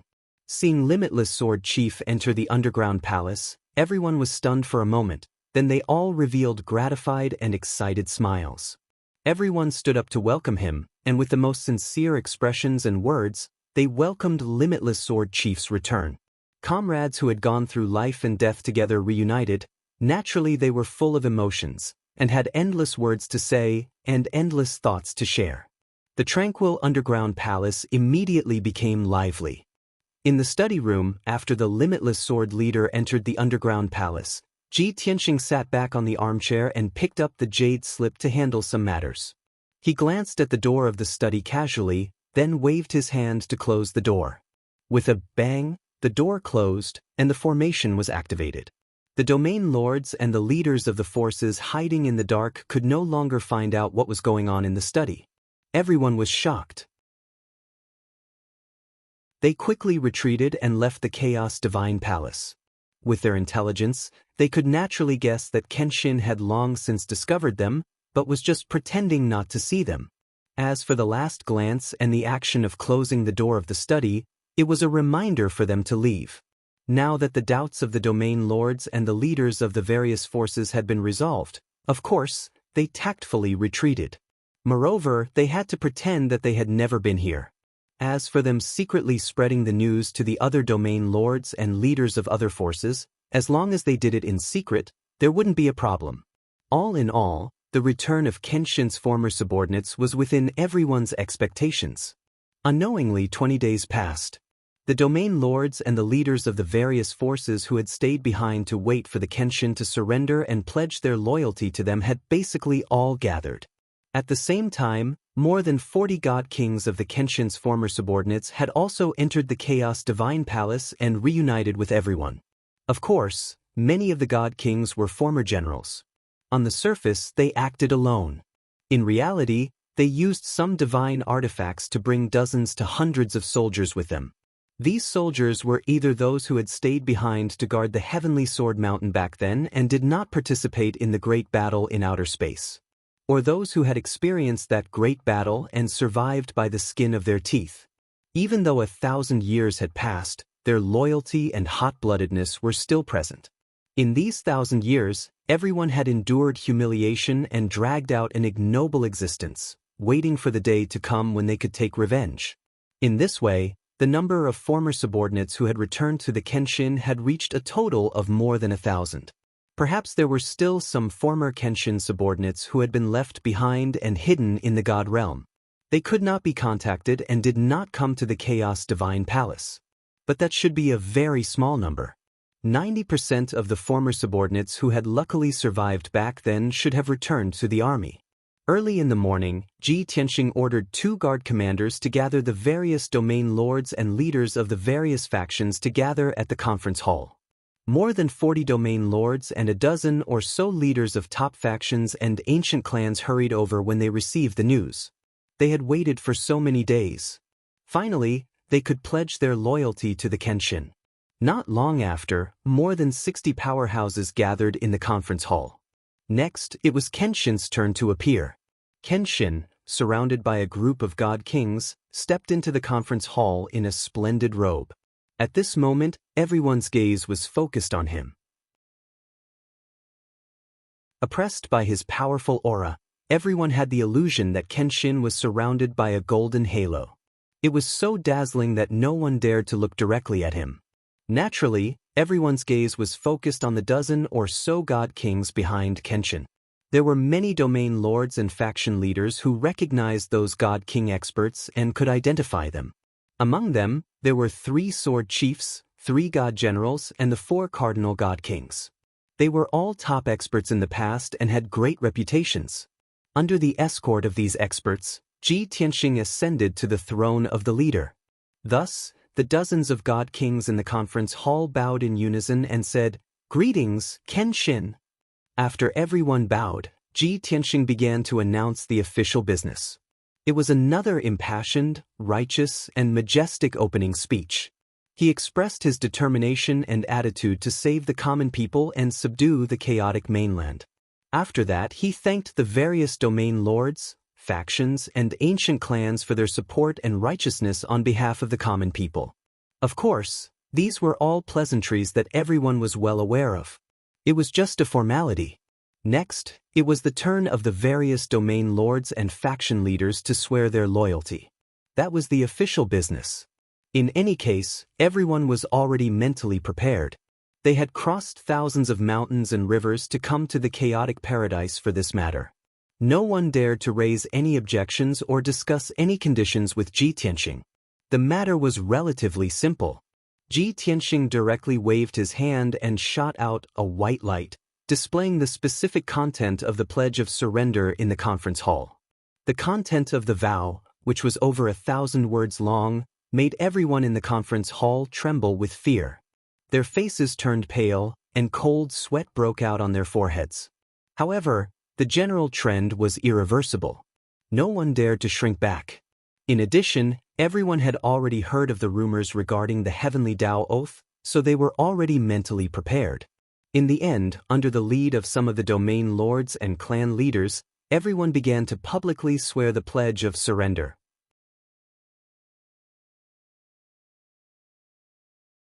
Chapter 4361.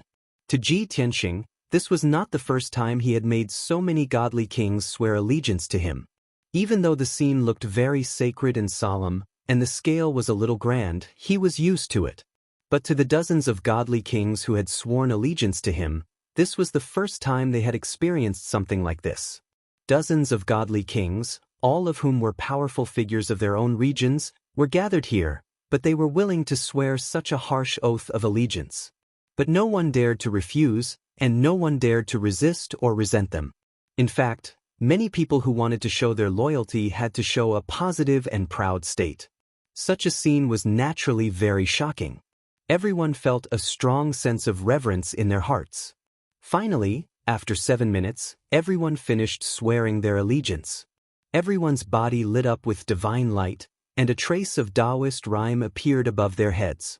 In the sky above the chaotic divine palace, a series of deafening muffled thunder boomed. Such a sacred and solemn scene, coupled with the invisible power of the heavenly Tao, made many godly kings tremble with fear. They could clearly sense that the oath to the heavenly Tao had been established. From this moment on, the heavens were watching them, monitoring their every move. From now on, they had to be loyal to Kenshin, and they could not do anything that harmed or went against the interests and orders of the Kenshin. Otherwise, they would be severely punished by the heavenly Tao.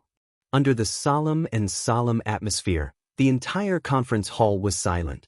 The dozens of godly kings lowered their heads, trying hard to calm their emotions. As for the old subordinates of Kenshin, those sword chiefs, godly generals, and godly kings silently watched all of this, and a deep sense of pride welled up in their hearts. Look, our Lord Kenshin is back. Not only is he back, but he is even stronger than before, even more sacred and dignified. Our Lord Kenshin is the embodiment of justice, the spokesperson of the heavenly Tao. Even the heavens are helping us, so how can we not succeed in our revenge? After a long while, the muffled thunder that reverberated between heaven and earth dissipated. The solemn atmosphere in the conference hall also began to fade away. At this time, Ji Tianxing announced the appointments of the many experts. Those who were originally domain lords would naturally retain their original positions. At the same time, after today's meeting, they had to rush back to their respective territories as soon as possible to abolish slavery and return freedom to the people. More than 40 territorial lords remained in their original positions, but there were still more than 50 vacant territorial lord positions. This was also the question that the experts present were most concerned about. Ji Tianxing had also secretly observed everyone in the past 20 days. He already had an answer in his heart. He publicly announced that the leaders of the dozen or so forces and the patriarchs of the ancient clans who had come to pledge their allegiance would be appointed as the realm masters of certain regions. Under normal circumstances, those forces and clans would only let them take up the position of domain lord in the area closest to them if there was a vacancy. Ji Tianxing had arranged for 19 experts to serve as the new territorial lords. However, there were still more than 30 regions that were still empty. Thus, Ji Tianxing allowed the territorial lords of the surrounding regions to temporarily hold the position of territorial lord and manage it on his behalf. Ever since the 5 god emperors ruled over the god realm 1,000 years ago, no one had been able to rule over 2 regions at once. Ji Tianxing had no choice but to set this precedent. In any case, those territorial lords who were in charge of 2 regions were only temporary replacements. In the future, when he encountered suitable candidates, Ji Tianxing would make adjustments again. In this way, the territorial lords of over 100 regions were settled. Next, these experts would carry out a series of orders to abolish slavery, restore the freedom of the people, and pacify the chaos in the various regions. Many of the territorial lords bowed to show their obedience, but they were somewhat puzzled. There were so many vacant territorial lord positions, so why didn't Kenshin appoint his old subordinates? For example, those sword chiefs, divine generals, and divine kings were clearly qualified to take up the position of territorial lord. Why didn't Kenshin mention them? Many people were puzzled. However, there were also a few territorial lords and experts who guessed Kenshin's thoughts. It was likely that Kenshin was unwilling to leave his old subordinates in the chaotic mainland to take up the position of territorial lord and deal with those mundane affairs all day long.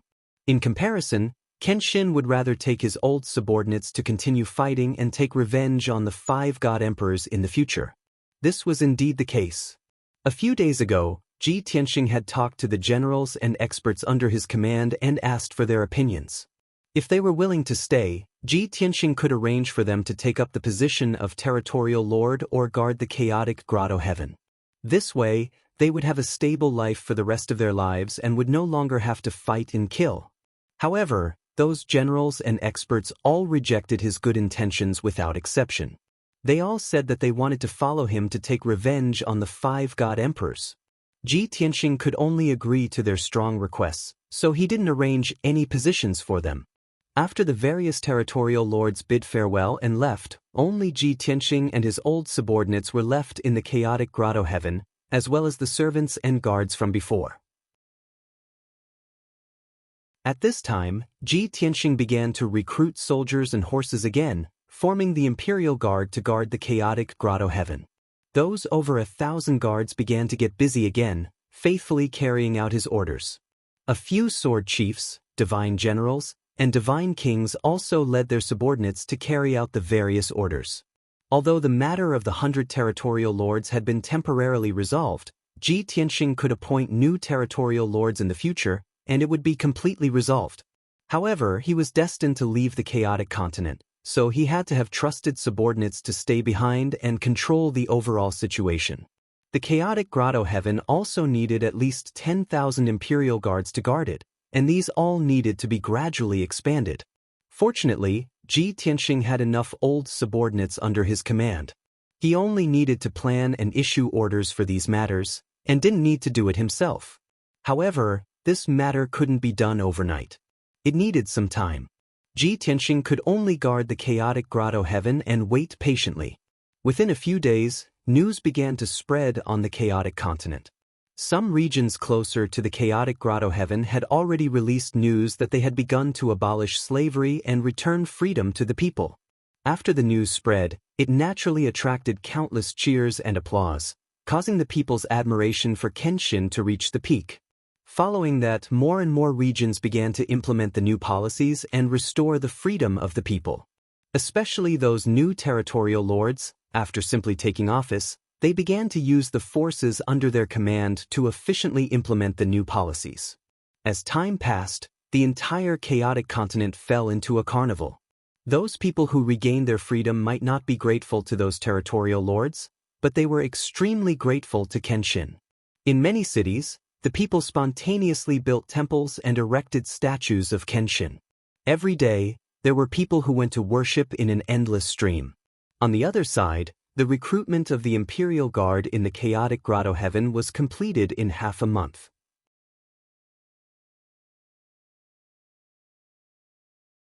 Chapter 4362.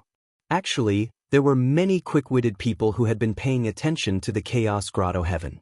When they learned that Xia had led tens of thousands of soldiers and many domain lords to escape from the divine world, they realized that the Chaos Grotto Heaven's power was lacking. After Kenshin took over the Chaos Grotto Heaven, he would definitely subdue some factions or recruit soldiers to strengthen the defense of the Chaos Grotto Heaven. After all, it was the center of power of the entire Chaos mainland. There had to be a large number of Imperial Guards to protect it. For a long time, many experts, and factions had been thinking about this matter. Therefore, when the Chaos Grotto Heaven announced that it was recruiting Imperial Guards, a large number of Divine Lord experts immediately rushed to sign up. To become an Imperial Guard, one had to fulfill a basic requirement. That was to have the strength of a high-level Divine Lord. Even the most ordinary Imperial Guard soldier had to have the strength of a level 7 Divine Lord. If one wanted to be a captain or commander in the Imperial Guard, one had to be a Divine King expert. A lower Divine King could be a captain of the Imperial Guard, but the commander had to be a level 6 Divine King. Of course, out of the tens of thousands of experts who signed up for the Imperial Guard test, only 8,000 passed. In addition, there were already more than 1,000 guards in the Chaos Grotto Heaven. Together, they formed 10,000 Imperial Guards. All the Imperial Guards needed to read a simple pledge of surrender to ensure their loyalty to the God of Swords.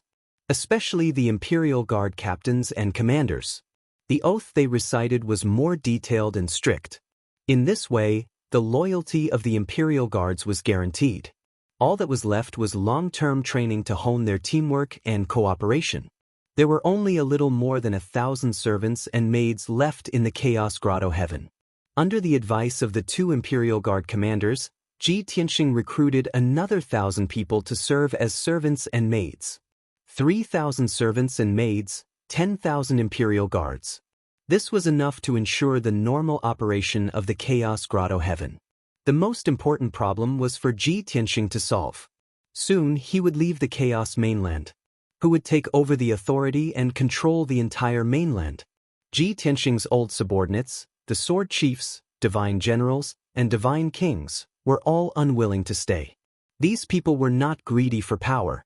They would rather follow Ji Tianxing into the void and seek revenge from the 5 God Emperors. Therefore, Ji Tianxing could only choose one or a few experts from the primal chaos continent to take over. The top forces and leaders of the ancient clans who had sided with him had all pledged their loyalty to him. However, these people could only be used as alternatives. Unless it was absolutely necessary, Ji Tianxing would rather choose people he approved of.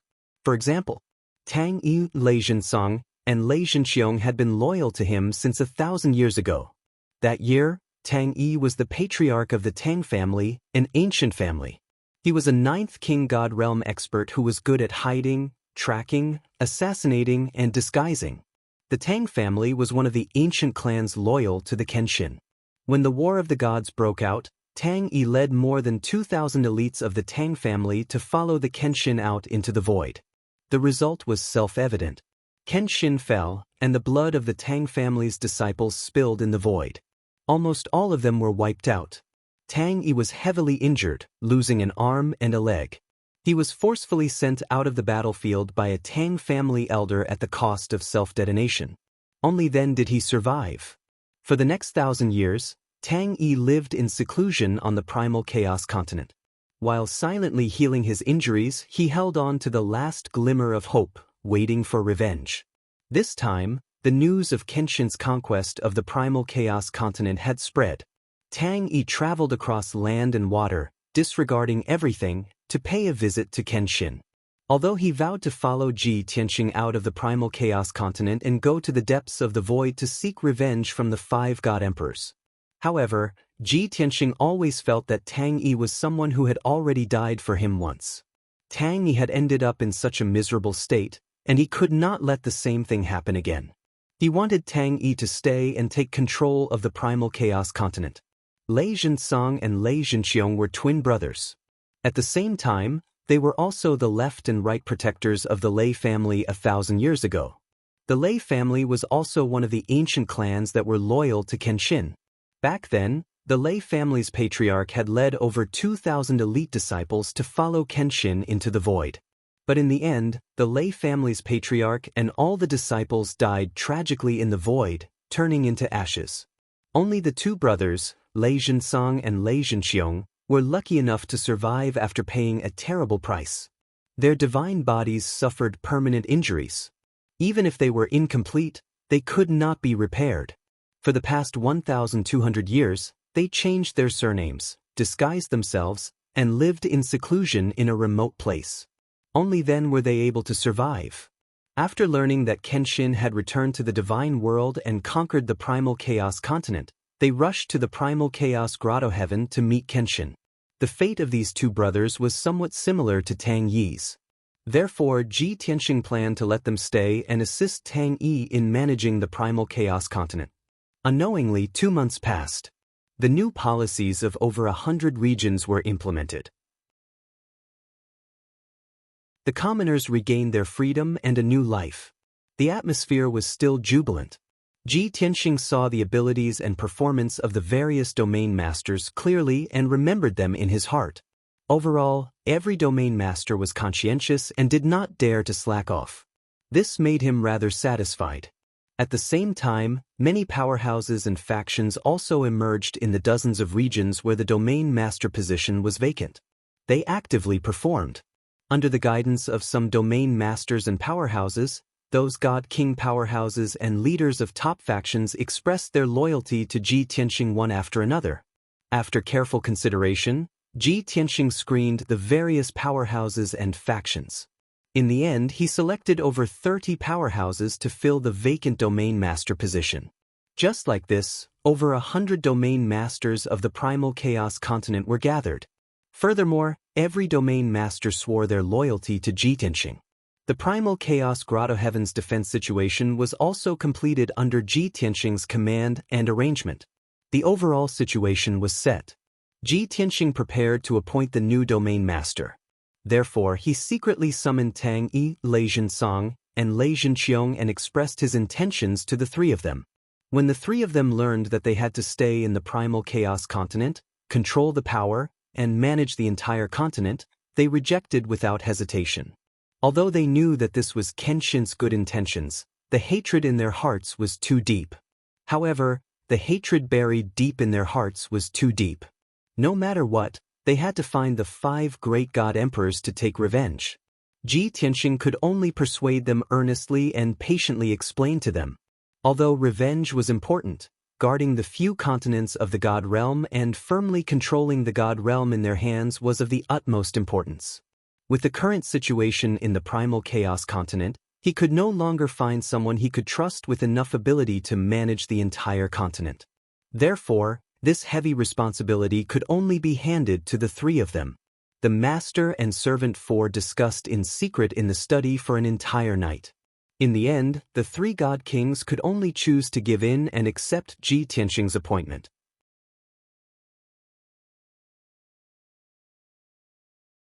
Chapter 4363. After deciding that Tang Yi, Lei Zhensong, and Lei Zhenqiong would be in charge of the primal chaos mainland, Ji Tianxing announced to the world. From today onwards, the three of them would oversee the primal chaos grotto heaven and manage the entire primal chaos mainland. 10,000 imperial guards, over 100 domain lords, and many top forces and ancient clans would be under their control. Although the three of them were not the strongest in the primal chaos mainland, and their injuries were difficult to heal, their battle strength was greatly reduced. But everyone knew that they were Kenshin's most trusted and most loyal right-hand men. When Kenshin left the primal chaos mainland, they would be Kenshin's representatives. Those imperial guards, domain lords, and experts of the top forces and clans had already sworn an oath of allegiance, so how would they dare to defy Tang Yi and the other two? Although there were still some forces and sects on the primal chaos mainland, as well as a few ancient clans, they maintained a neutral attitude and did not swear allegiance to Kenshin. But these sects and clans were well aware that unless they were tired of living, they could only behave themselves and not cause any trouble. If they did anything out of line, they would have to face over 100 domain lords, many top forces, sects, and clans. At that time, there would be no need for Kenshin to make a move. Those experts who swore allegiance to Kenshin would be able to wipe them out completely. Simply put, the primal chaos mainland was completely under Kenshin's control. Other than the 5 god emperors, no one else had the strength to take away Kenshin's control. After announcing Tang Yi and the other two's appointment, Ji Tianxing stayed in the primal chaos grotto heaven for a month. In this month he brought Tang Yi and the other two into the distorted space-time and used wonderful divine abilities and a huge amount of cultivation resources to treat their injuries. With the help of the blood flame sacred tree, Ji Tianxing's treatment of their injuries became much easier and the progress was very fast. A month had passed in the outside world, but Tang Yi and the other two had stayed in the distorted space-time for more than 4 years. After 4 years of treatment, their old injuries had basically healed and their strength had recovered by 80%. Even if he was like Tang Yi, who was missing an arm or a leg, Ji Tianxing could easily take care of him. Just like how he had helped the blood illusion god monarch in the past, he had taken a branch from the blood flame sacred tree and refined it into Tang Yi's arm to complete his divine body. After all, Tang Yi was the ruler and overlord of the primal chaos continent. If he lost an arm or a leg, it would affect his image. Of course, maintaining a dignified image was only part of the reason. Most importantly, Tang Yi's injuries had recovered by 80%. His divine body had been mended, and his strength had also reached 90% of his peak condition. In the future, after hundreds or thousands of years of recuperation, it might not be impossible for him to return to his peak. A month later, Tang Yi and the other two left the distorted space-time, officially taking over the Chaos Grotto Heaven and the entire continent. Next, they would have a lot of things to deal with, and they might be busy for many years. After all, only the overall situation of the primal chaos continent had stabilized. There were still countless details and trivial matters to deal with. Tang Yi and the other two would naturally do their best to help Ji Tianxing manage the primal chaos mainland. On this point, Ji Tianxing would never worry. On a certain late night, he gathered Tang Yi and the other two and handed them a jade slip. That was the matter they had to deal with in the future. Ji Tianxing reminded the three of them, then bade them farewell and quietly left the Chaos Grotto Heaven. Tang Yi and the other two would definitely keep it a secret and not leak Ji Tianxing's whereabouts. Everyone in the divine world knew that after Kenshin subdued the primal chaos mainland, only Qian continent was left, waiting to be occupied by Kenshin. Even though everyone knew that Kenshin would definitely head to Qian continent after leaving the primal chaos mainland. But when he would go, it was hard to determine. For nearly a year, Qian continent had been paying attention to Kenshin's movements. Ever since Kenshin subdued Reincarnation Island, the rulers of Qian continent had been on high alert, guarding against Kenshin's sudden attack. After all, Reincarnation Island was in the middle of the divine world, very close to any continent. Most importantly, the ruler of Qian continent was the Nine Suns God Emperor, Lu Zhiyang.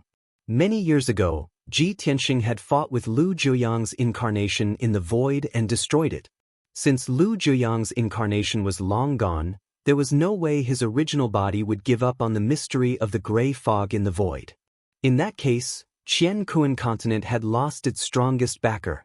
When Kenshin attacked, the rulers had no one to rely on and could only think of ways to save themselves. Now, the ruler of Qian continent was the eight-eyed divine king, a new peak divine king 1,000 years ago and Lu Zhiyang's first disciple. Under the eight-eyed divine king's command, there were 2 guardians, 3 marshals, 4 governors, and more than 60 divine generals. More than 100 territorial lords were under his command, and more than 100,000 elites served him, including 20,000 imperial guards. In addition, there were more than 30 top sects and ancient clans that were also loyal to the Nine Suns God Emperor and obeyed the eight-eyed divine king's orders. In summary, when Kenshin attacked Qian continent, the eight-eyed divine king could gather 100,000 elites and more than 300 divine king experts to fight against Kenshin with all his might. Logically speaking, the eight-eyed divine king had such a strong military force that even without the help of the Nine Suns God Emperor, he could still contend with Kenshin and even have a chance to kill Kenshin. But this was only an ideal situation, and even an unrealistic fantasy. The miserable fates of the rulers and soldiers of the 4 continents had been repeated and ample proof of Kenshin's strength and methods. No matter how few men Kenshin had under his command, he could always create miracles, using schemes and all sorts of methods to mercilessly crush his enemies. Therefore, when news of the Prajna God Emperor's avatar being destroyed and Kenshin subduing the primal chaos continent spread, Qian continent immediately panicked. Before the Prajna God Emperor's avatar clashed with Kenshin, the eight-eyed divine king still had a glimmer of hope and hope. Now that his hopes were completely dashed, he no longer dared to hope for a fluke. He immediately gave up on defending Qian continent and fighting Kenshin to the bitter end. He knew very well that Kenshin would reach Qian continent in 2 or 3 months at most. Whether to flee or fight, he had to make a decision quickly. He quickly sent a message to the Nine Suns God Emperor and asked for instructions from his master. The Nine Suns God Emperor was naturally filled with shock and anger, but in the end, it all turned into a helpless sigh. In order to preserve his strength, the Nine Suns God Emperor could only agree to the eight-eyed divine king's request and allow him to lead his troops away, temporarily abandoning Qian continent. With his master's permission, the eight-eyed divine king no longer felt any pressure. He quickly issued a secret order to gather the top forces, domain lords, and experts loyal to him and the Nine Suns God Emperor. At the same time, his trusted generals began to wantonly plunder resources, moving their treasuries and assets, preparing to flee. After a month of careful preparation, 50,000 elite soldiers finally gathered in the Qian Grotto heaven and retreated with the eight-eyed divine king.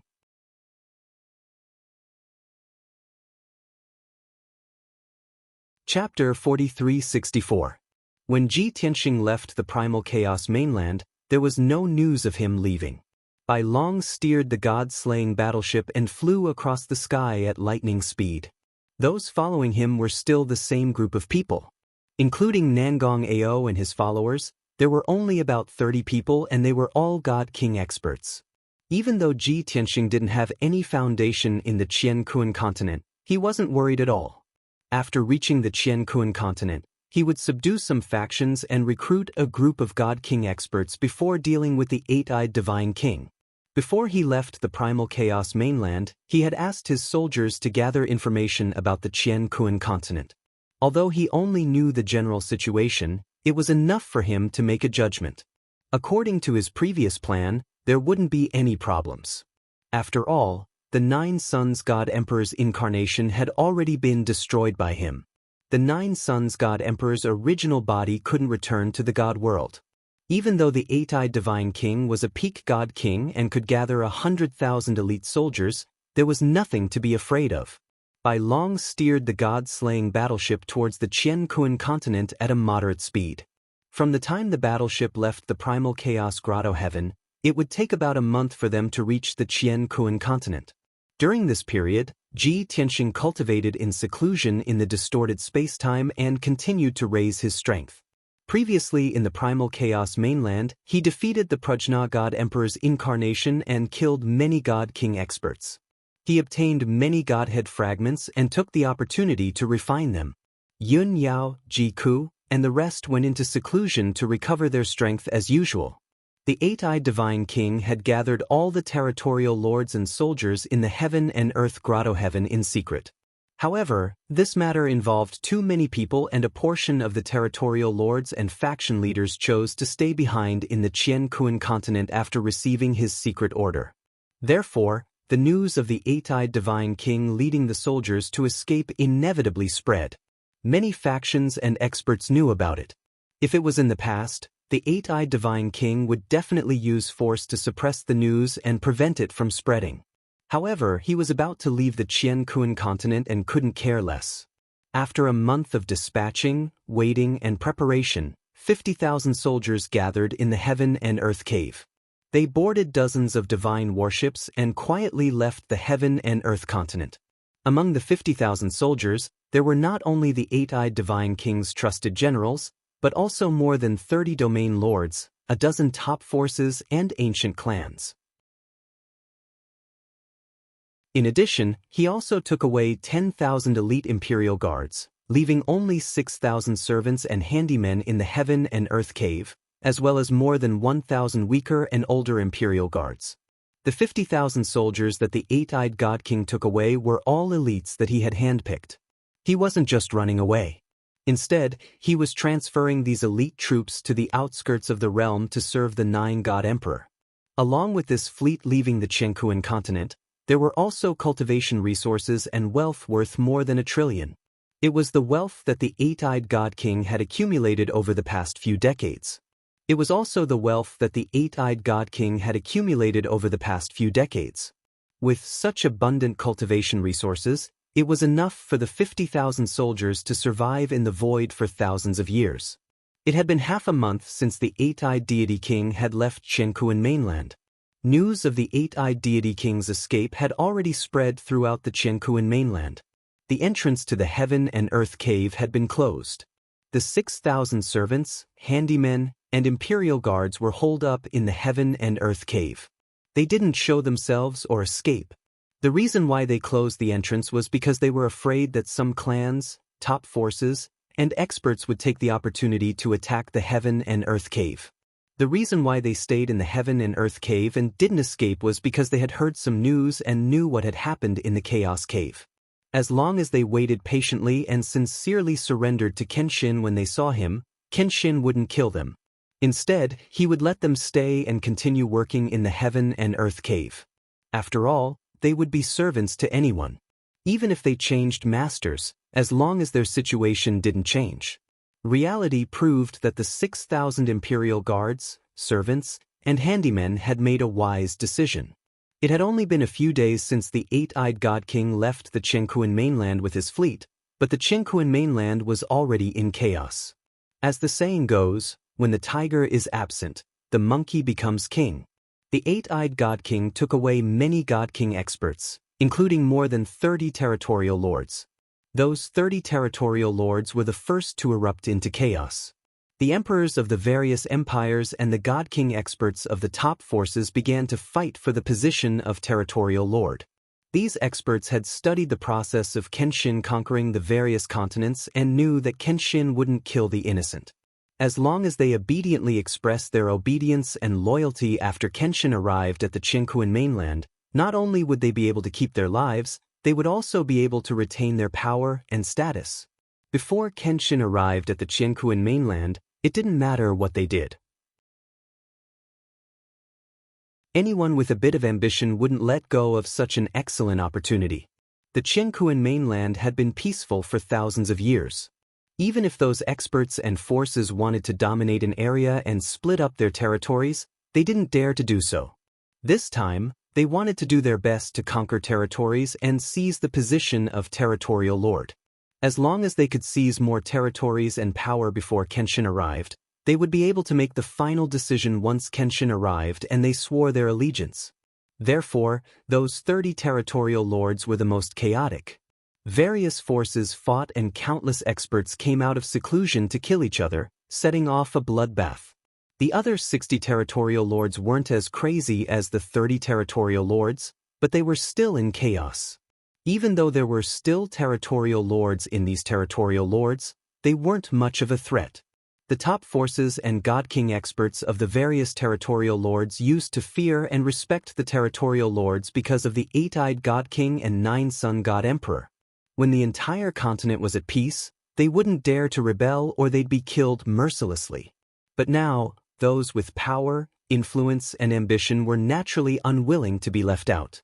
Some experts of the territorial lords tried to kill off the original territorial lords and replace them. In any case, there were more or less conflicts and grudges between them and the domain master, so they could take advantage of this opportunity to resolve them. Of course, most of the territorial lords and experts still didn't dare to start a war with the territorial lords who had thousands of years of history. They chose to take revenge for their grievances and start a war with other forces and enemies. Then they could take revenge or annex the other party. Even many divine kingdoms and empires had launched large-scale wars because of national enmity. Wars between kingdoms often involved tens of thousands or even hundreds of thousands of troops, affecting many cities and prefectures and millions of civilians. If the wars were less chaotic and small in scale, the territorial lords could still send troops to suppress and stop them. But within a territorial lord's territory, there was nothing he could do. He could only do his best and leave the rest to fate. As for the civilians, they hated the current nobles and hoped that Kenshin would arrive at the Qianquan mainland and save them from this disaster.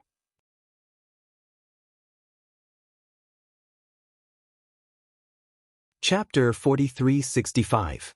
In just a month, the Qianquan continent was in a mess, ravaged by the flames of war. Almost every region had experienced chaos and was ravaged by war and killing, causing countless gods to die and the people to become homeless. According to incomplete statistics, there were close to 10,000 wars and large-scale killings in the hundreds of regions of the Qianquan continent. At least 30 million gods had participated in the wars and killings, and close to 10 million gods had died in battle. The number of civilians who were affected by the war, injured, destroyed, and suffered heavy losses was more than 1 billion. Of course, these were all rough figures. There was no way to calculate the specific numbers. Even after Ji Tianxing took control of the Qianquan continent, he could not get a precise result. In addition, in the month-long chaos, a few things happened that had a bigger impact. After a month of fighting, 28 out of the 30 or so regions with vacant territorial lords had emerged victorious with their new territorial lords. The forces of the remaining 8 regions were still fighting, and there was no time to determine the winner.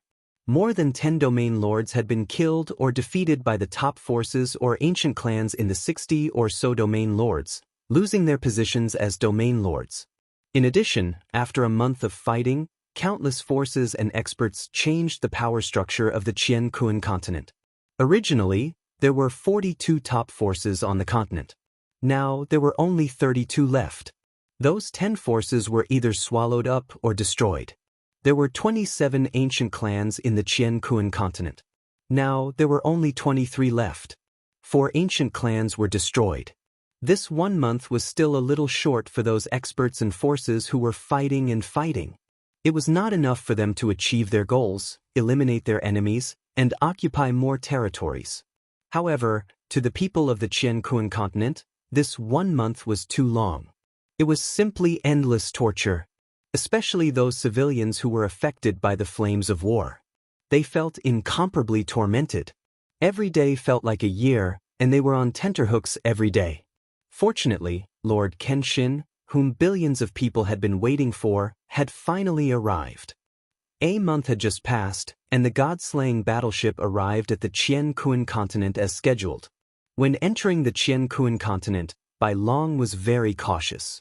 He had the god-slaying battleship remain invisible and hide its aura. He knew very well that the eyes of the entire god realm were gathered here. Everyone knew that Kenshin would definitely conquer Qiankuan continent in the near future. The eight-eyed god king would definitely be extremely vigilant, and would do his best to intercept and obstruct him.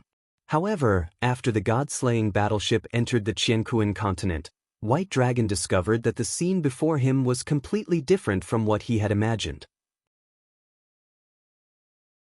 There was no tense atmosphere of fear and trepidation, nor was there a solemn scene of a large number of troops on standby. In fact, they did not even have a large number of scouts and spies to search and monitor the abnormal situation. It was no exaggeration to say that the Qiankuan continent was completely defenseless. No one would stop the god-slaying battleships from entering and leaving. This surprised the White Dragon. He thought to himself, what is the eight-eyed divine king doing? How could the Qiankuan continent be so lax and defenseless? Could it be that that fellow knows that Shizuan's divine might is unstoppable, so he simply stopped resisting and waited to surrender? The White Dragon felt that this was very likely.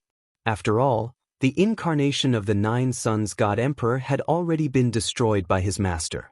No matter how many soldiers the eight-eyed God King could gather, it would be useless. After flying towards the center of the Qiankuan continent for 2 days, the White Dragon discovered some problems. Along the way, the few regions they passed seemed to be in chaos. He saw many homeless and fleeing people, as well as many gods who were covered in wounds and in miserable states. He even personally witnessed a few great battles, as well as a few wars between god nations. With the White Dragon's intelligence, he immediately realized that there was a problem here. Under normal circumstances, with the eight-eyed god king overseeing the Qiankuan continent, even if the rulers were afraid of Kenshin, they would still be able to maintain stability. At the very least, there would not be chaos or war in the various regions of the Qiankuan continent. The eight-eyed god king could not fight against Kenshin, but could he not suppress the factions of the various regions and those small god nations? Since the various regions were in chaos, and there were wars and killings between god nations, this could only mean one thing. The eight-eyed god king could very likely have given up on the Qiankuan continent and fled the god world with a large number of soldiers and resources, just like God King Crimson Afterglow. Having guessed this, the White Dragon immediately reported the news to his master for him to make a decision. Ji Tianxing had been cultivating in seclusion in the distorted spacetime. In the month that the god-slaying battleship traveled, he had been in seclusion for more than 4 years. During the great battle in the Primal Chaos continent, he had obtained more than 100 pieces of godhood fragments, and had finished refining all of them. The result was indisputable. His strength had increased by a few %. The current him already possessed 60 times the strength of an ordinary peak god king. After hearing the White Dragon's report, he ended his cultivation, left the distorted spacetime, and appeared in the god-slaying battleship. After the White Dragon described in detail what he had seen, Ji Tianxing agreed with his judgment. He believed that the eight-eyed god king could have escaped. In order to confirm this conjecture, Ji Tianxing had the White Dragon pilot the battleship and land near a city. In the south of the city, there were 2 groups of experts fighting. There were more than 1,000 people on both sides, belonging to 2 sections. The leaders were both god kings, and the participants were all elite god monarchs. Ji Tianxing did not hide his whereabouts. When the 2 sides were engaged in a fierce battle, he appeared and sealed off the surrounding 10,000 miles with a ray of divine light, suppressing everyone with his supreme divine might. The people of the 2 sects were scared out of their wits. They quickly stopped fighting, trembling, and looked at Ji Tianxing with fear. Ji Tianxing did not reveal his identity. He only asked the 2 sides why they were fighting. What was the current situation in the Qiankuan continent? Why was it so chaotic? The experts of the 2 sects were shocked by Ji Tianxing's divine might. Although they did not know his identity, they were afraid of his strength. They could only tell him the truth. As Ji Tianxing expected, the eight-eyed god king had already escaped with tens of thousands of soldiers. Now, the entire Qiankuan continent was in chaos. The reason why the 2 sects were fighting was, firstly, to resolve their old grudges, and secondly, to fight for territory. After knowing the situation, Ji Tianxing pondered for a moment. He ordered both sides to stop fighting and gave them orders. He ordered the two sects to use all their strength to announce and spread a piece of news. Kenshin had arrived in the Qiankuan continent. From now on, all forces were not to start any more wars and affect the common people. Anyone who disobeyed the order would be severely punished. The experts of the two sects were already guessing Ji Tianxing's identity. He was so powerful, and he was very similar to the rumored Kenshin. Now that they heard Ji Tianxing's order, the people of the two sects were stunned.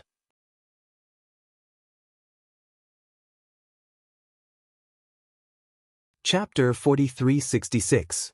Kenshin. It's really Kenshin.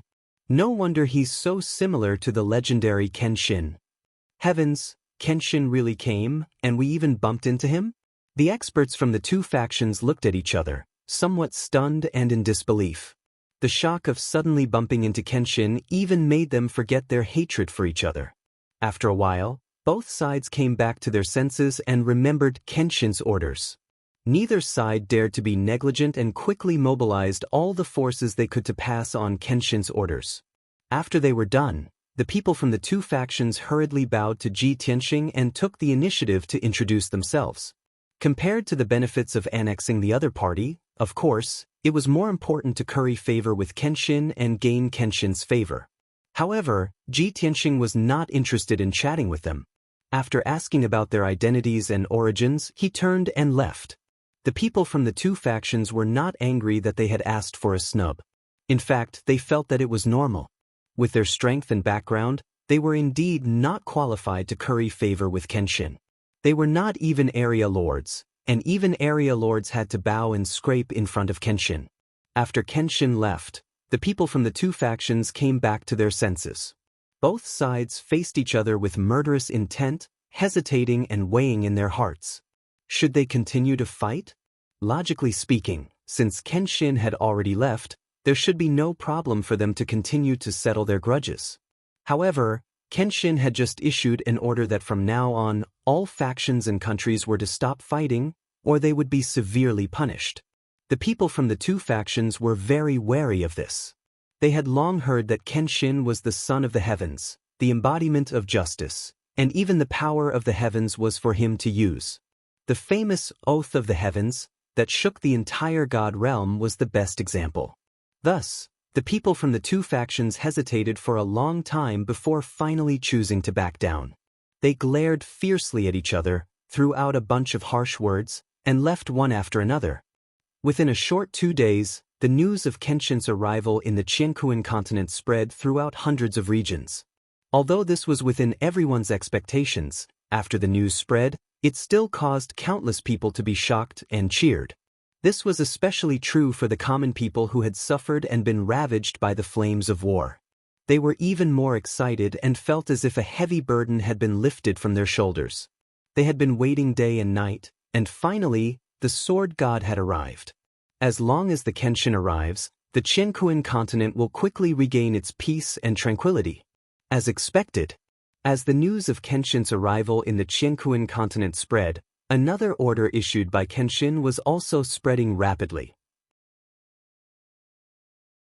Kenshin decrees that from this moment onwards, all factions and countries are not allowed to engage in war, nor are they allowed to harm innocent civilians. Otherwise, those who disobeyed would be severely punished. If it was anyone else, even if it was the eight-eyed God King, it might not have been much of a deterrent. After all, the Qiankuan continent had hundreds of regions. It was vast and boundless. Even if many experts and factions were to engage in war, no one would be able to control them all. Even the eight-eyed God King, who controlled countless spies and secret conversations, might not be able to monitor every faction and every kingdom. However, this order was issued by Kenshin, so its deterrence was at its peak. Everyone knew that Kenshin had just arrived in the Qiankuan continent and had yet to subdue factions and experts, so he did not have much manpower available. However, everyone in the continent had heard that Kenshin's heavenly oath was extremely harsh and terrifying. Anyone who made the heavenly oath would be monitored by the heavenly Dao. Once they broke the oath, they would be punished by the heavenly Dao. This meant that Kenshin was just as the rumors said. He was the embodiment of justice, the son of the heavenly Tao, and could control the power of the heavenly Tao. Under such circumstances, those factions and countries naturally did not dare to test the power of the heavenly Tao. Whether they were in the middle of a battle or about to fight, they all stopped fighting. Although there were very few factions and countries that did not stop fighting in time after receiving Kenshin's order, they still had some hope. There were also some forces that held on to a fluke mentality and continued to fight, so they were not punished by the heavens. However, these were the minority. Those factions that managed to avoid the heavenly Tao were grateful, but they did not dare to try again. Thus, the previously chaotic Qianquan continent immediately calmed down and regained its peace. Such a scene made the billions of citizens deeply feel how powerful Kenshin's deterrence was. No matter how chaotic the situation in the Qianquan continent was, Kenshin could still make the final decision. 7 days later, Ji Tianxing boarded the god-slaying battleship and arrived at the Qianquan Grotto Heaven in the center of the Qianquan continent. Ever since the eight-eyed god king led his soldiers to escape, the entrance to the Qianquan Grotto Heaven had been closed for more than a month. The 6,000-plus imperial guards, servants, and odd-job workers had holed up in the Grotto Heaven and refused to show themselves. This was a wise move. It successfully allowed them to avoid the attacks of many experts and factions during this chaotic period. Now that Kenshin had arrived and revealed his identity at the entrance of the Grotto Heaven, the 6,000-plus imperial guards, servants, and odd-job workers opened the entrance excitedly as if they had seen their savior. Afterward, a few imperial guard commanders led 2,000 imperial guards to the entrance of the Grotto Heaven. They bowed to Ji Tianxing and welcomed him into the Qianquan Grotto Heaven. Ji Tianxing was not surprised by the reaction of the imperial guards. After receiving everyone's bow, he entered the Qianquan Grotto Heaven under the escort of several imperial guard commanders. The vast Qianquan Grotto Heaven was as peaceful as ever. The hundreds of palaces and mansions in the depths of the Grotto Heaven were also in perfect condition. They were clean and spotless. Back then, when the eight-eyed god king led his 50,000 soldiers to escape, the palaces and mansions were overturned. It was a mess. In the past month or so, it was the 6,000 imperial guards, servants, and odd-job workers who had stayed behind to tidy up and clean the palaces and mansions. In their minds, since they were going to welcome their new master, Kenshin, they had to work hard and do their best to perform. Only by showing their loyalty and ability, and by showing character and value that Kenshin valued, could they be retained by Kenshin and continue to work in the Qianquan Grotto Heaven. As it turned out, Kenshin was quite satisfied with their performance. After entering the Qianquan Grotto Heaven, the Imperial Guard commanders briefed Kenshin on the current situation and took Kenshin to tour the various palaces and mansions. Along the way, everything was in order. The palaces, mansions, roads, and squares were all clean and tidy. All the passageways and gates were guarded by imperial guards. Servants and maids were on duty in every palace and mansion. But when they saw Kenshin, the imperial guards all bowed and the servants and odd-job workers all knelt and bowed respectfully. 2 hours later, Ji Tianxing finished listening to the imperial guard commander's reports and inspecting all the palaces and mansions. Then he returned to the conference hall and announced the acceptance of the 6,000 people.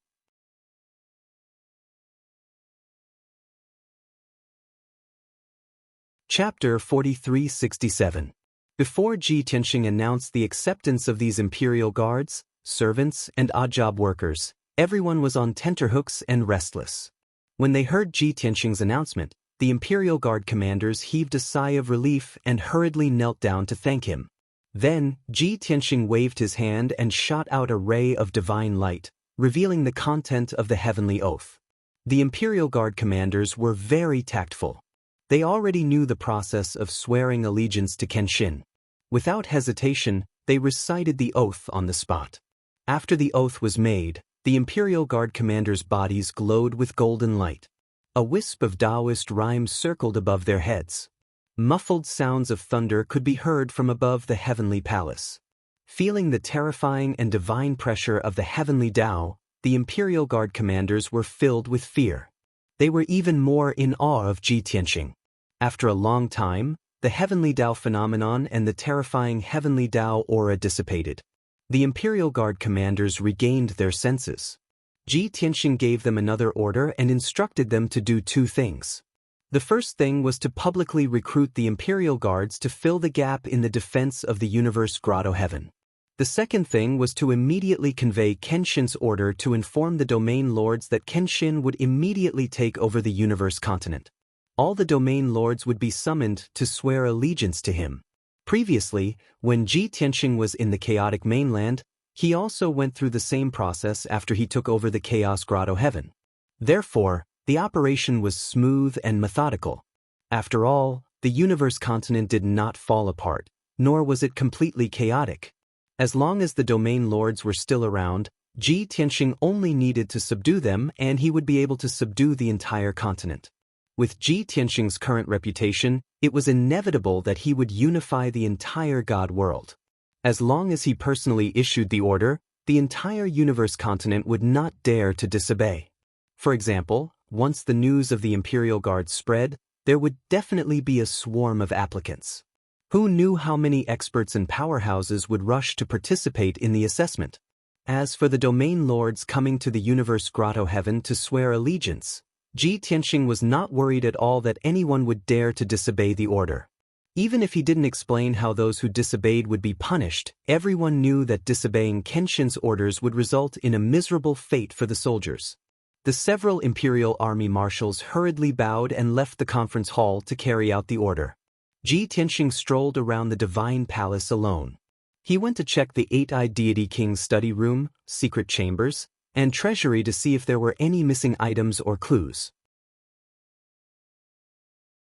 Although this possibility was very small, he had nothing to do anyway. He had to figure out the structure of the divine palace and dig out all its secrets. After 3 days, Ji Tianxing figured out the structure and all the secrets of the Heaven and Earth Cave. He knew exactly where the treasure trove was, where the secret chamber was, where the secret passage was, where the underground palace was. No matter how hidden it was, even if it was a double or triple hidden secret room, he would investigate it thoroughly. As it turned out, the eight-eyed divine king was indeed stingy. He took away all the valuable items. Moreover, before the eight-eyed divine king escaped, he had ample time to prepare. He cleaned up all the traces and clues and got Ji Tianxing to search the entire Heaven and Earth Cave, but to no avail. Thus, Ji Tianxing returned to the secret chamber of the Divine Palace and entered the Jiutian 10 Absolutes Pagoda to continue cultivating. Time passed day after day. Ji Tianxing's order had already spread to over 100 regions and was known by all the gods of the Heaven and Earth continent. Every day, a large number of monarch god experts would rush to the Heaven and Earth Cave to sign up for the examination to become an Imperial Army Guard. The examination was handled by 4 Imperial Army Marshals. They were all lower god kings and had been Imperial Army Marshals for over 1,000 years. They were very experienced in this matter. 4 ordinary Imperial Army Guards, as long as they were upper god kings, they would be able to pass the examination. However, if they encountered God King experts who wanted to become Imperial Army Marshals, the Marshals would not be qualified to take the examination. They could only report the matter to Kenshin. Ji Tianxing could only spare some time to simply test the God Kings and select a few of them. After the God Kings swore their allegiance, they were appointed as the new Imperial Army Marshals. Ji Tianxing's goal was to gather 10,000 Imperial Army Guards, which meant that he needed 10 Imperial Army Marshals. Currently, he had 2,000 Imperial Army Guards and 4 Imperial Army Marshals. He needed to recruit another 8,000 Imperial Army Guards and 6 Imperial Army Marshals. He originally thought that this matter would take a month to complete. Unexpectedly, there were so many experts who came to sign up that it was completed in just 10 days. 10 days later, the recruitment of the Imperial Army was completed. The 10 Imperial Army Marshals and 10,000 Imperial Army Guards began to practice to cultivate tacit understanding and discipline. At this time, some territorial lords came to attack the Heaven and Earth Cave one after another. Different regions were close to the Heaven and Earth Cave. Even if all the territorial lords rushed to the heaven and earth cave as soon as they received the order, there was still a big difference in the time they took to arrive. The fastest would arrive in a few days, while the furthest would take a month. Ji Tianxing could only let the territorial lords who arrived first to stay in the heaven and earth cave to rest and wait patiently for everyone to arrive. Those territorial lords were obedient and didn't dare to show any impatience.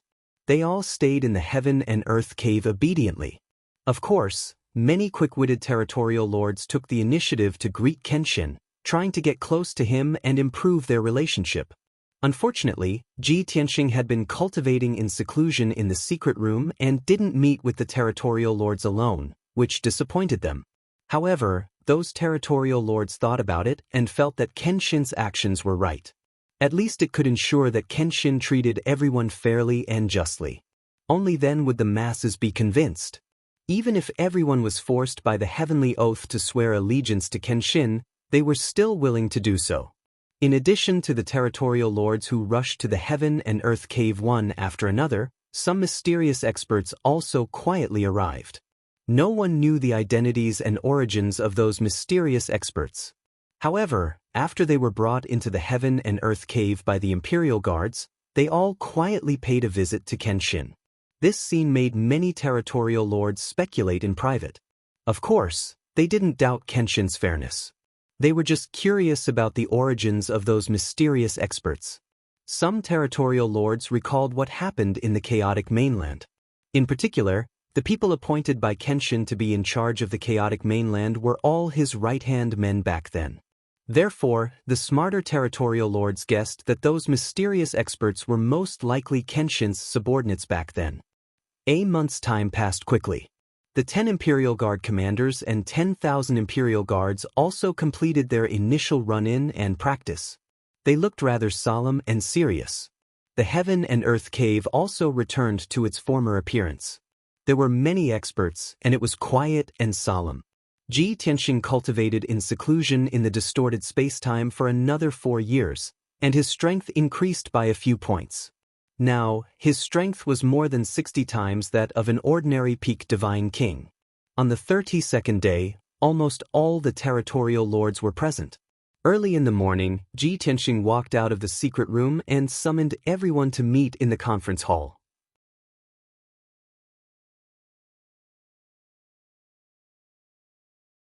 Chapter 4368.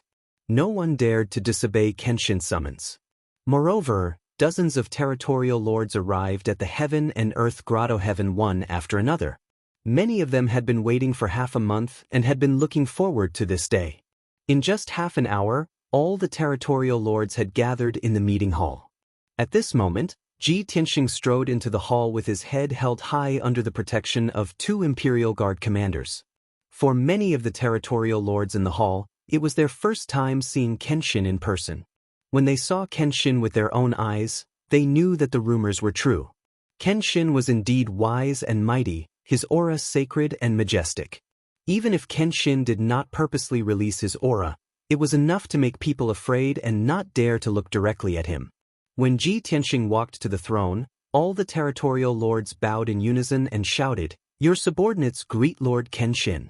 Even though they had not formally pledged their loyalty, they all considered themselves as Kenshin's subordinates and were very respectful. Ji Tianxing looked around the hall and nodded slightly, indicating for everyone to rise. Then, he sat down on the throne at the head of the table. The territorial lords split into 2 rows and lined up neatly in the hall. Ji Tianxing looked around and found that there were only 88 territorial lords present. There were only 2 possibilities for this result. Either that, or there were 12 districts that didn't have a territorial lord yet, and the position was still vacant. Either that, or there were less than 12 empty domain lords, but some domain lords were not present. If it was the former, it would not be surprising. If it was the latter, then the nature of the situation was different. Kenshin had already entered the heaven and earth continent and issued a decree to summon all the territorial lords to the heaven and earth grotto heaven for a meeting. A month's time, no matter how far they were, was enough to cross half the continent. Thus, Ji Tianxing questioned this matter. His expression and tone were very dignified. When the 88 territorial lords saw Kenshin's anger, they were afraid and did not dare to make a sound. Only a few of the more experienced and respected domain lords dared to stand out and speak the truth. It turned out that the 12 territorial lords' positions were temporarily empty. Before the various factions could come to a conclusion, Kenshin arrived at the Qiankuan continent and issued an order to stop the war. Those forces were very unwilling, but they did not dare to disobey the Kenshin's orders and could only obediently stop fighting. After understanding the situation, Ji Tianxing's brows relaxed and his dignified expression eased a lot, greatly reducing the pressure on everyone. Next, each of the area lords stepped forward and introduced the basic situation of their respective areas. Ji Tianxing listened with a calm expression, memorizing the situation of each region. Although the domain master's reports were rather brief, he could still hear some problems from them and silently memorize them. 2 hours later, the 88 domain leaders finished their reports. Next, it was time for the long-awaited Oath of Allegiance. Ji Tianxing waved his hand and shot out a divine light, which formed a huge screen of light in midair, displaying the content of the Heavenly Dao Oath. The 88 domain leaders, according to the content on the screen, looked solemn as they read out the oath. Everyone's voices were quite orderly, converging into a torrential sound wave, shaking the entire hall. Since Ji Tianxing returned to the God Realm and conquered the 4 continents, he had heard of many oaths of allegiance. But before, every time they swore their allegiance, those domain leaders would tremble in fear, their expressions ugly, filled with regret, fear, and despair. Only this time, 88 domain leaders swore in unison, and in such a majestic manner, sounding mighty and solemn. It was really rare. Even Ji Tianxing was a little surprised, carefully observing the expressions and reactions of those domain leaders. Only then did he see some clues. Obviously, those domain leaders did not read the contents of the oath carefully when they first began to read it. In order to show their loyalty and courage, they all read out the oath in a loud and majestic voice. But as they read, they felt that something was wrong. After carefully examining the contents of the oath, they found that the Heavenly Dao Oath was more terrifying than they had imagined, and harsher than the rumors said. Every domain leader's heart was trembling, and their hearts were filled with fear and regret. This could be seen from their subtle expressions and the changes in their eyes. But everyone was reading out the oath, and it was already impossible to stop halfway. If they stopped at this time, or if their voices changed, Kenshin would definitely notice. By then, they would definitely leave a bad impression on Kenshin. Not to mention whether they would be punished, they would definitely have no future. So, every domain leader was terrified, but they could only force themselves to keep their voices loud and clear, not even daring to change their tone. Such a comical scene lasted for a full 15 minutes before it ended. No one dared to stop midway, and did not dare to miss a single word. Everyone finished reciting the Heavenly Dao Oath. So, everyone's body lit up with divine light, and a trace of Daoist rhyme appeared above their heads. Right above the heavenly palace, deafening thunder also sounded in the sky. An invisible heavenly might enveloped the 88 domain leaders, causing everyone to be filled with fear, and they could not help but lower their heads. Such a powerful phenomenon of heaven and earth lasted for a long time before it dissipated. In the silent and solemn hall, a full 15 minutes passed before the atmosphere gradually eased. All the domain leaders personally experienced the terror of the heavenly might, and their respect for Ji Tianxing grew. They could even feel that the heavens were like a pair of invisible eyes, constantly monitoring them and watching their every move. If they did anything that went against the Kenshin's interests or disrespected the Kenshin, they would immediately be punished by the heavens. Everyone secretly swore in their hearts that no matter what, they would not betray Kenshin. Even if they could not gain Kenshin's favor, they would not violate their oath and be punished by the heavens. Since the Oath of Allegiance was over, Ji Tianxing did not waste any time and immediately gave everyone orders. As usual, he ordered every domain leader to abolish slavery as soon as possible and restore the freedom of the slaves. In addition, they had to implement his new policies and ensure the freedom and peace of the common people to the greatest extent. Of course, The remaining forces under the eight-eyed Divine King, as well as some forces that refused to surrender, had to be eliminated as soon as possible. Finally, the 12 territories that didn't have a territorial lord would need the surrounding territorial lords to gather detailed information about them. Ji Tianxing wanted to investigate the forces within each domain that were qualified to compete for the position of domain leader, and finally select a domain leader after careful consideration and selection. To put it simply, there was no need for those forces and experts to fight each other anymore, and Kenshin would personally select the domain leader. In this way, it was no longer a matter of who had the most power or who had the highest cultivation level to become the domain leader. Ji Tianxing did not select the domain leader based only on strength, but also on other factors. For example, character, ability, efficiency, and so on. In regards to this matter, the 40 or so domain leaders around the 12 domains all nodded and said that they understood. The 46 domain leaders were all required to produce a detailed investigation report for Ji Tianxing to review. This method could also prevent some domain leaders from having selfish motives and deliberately making false reports, concealing information, or falsifying information. Of course, with the restriction of the heavenly oath, they would not dare to do so.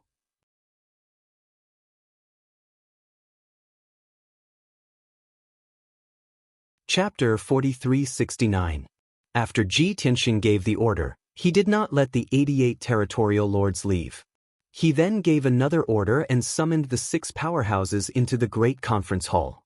The 6 experts were of different shapes and sizes, and their strengths were also different.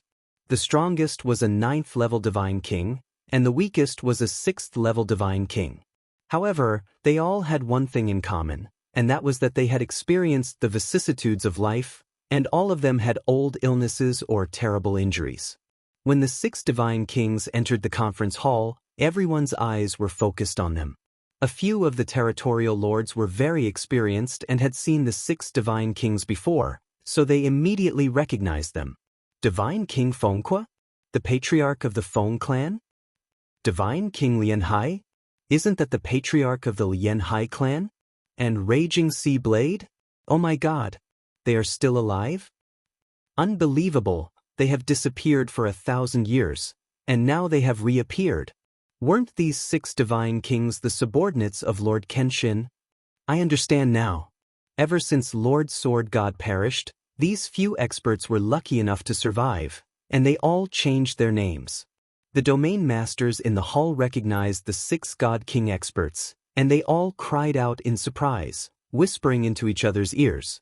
The territorial lords who had seen the mysterious experts enter the universe grotto heaven immediately realized that the 6 old Kenshin subordinates were those mysterious experts. Obviously, those mysterious experts were the 6 old Kenshin subordinates in disguise to fool others. Otherwise, how could they have escaped the 9 Yang God Emperor and the 8-eyed Divine King's search and lived for 1,000 years? Now that they had returned to Kenshin's side, they could finally hold their heads high and reveal their true identities. Other thoughts flashed through the minds of some of the territorial lords.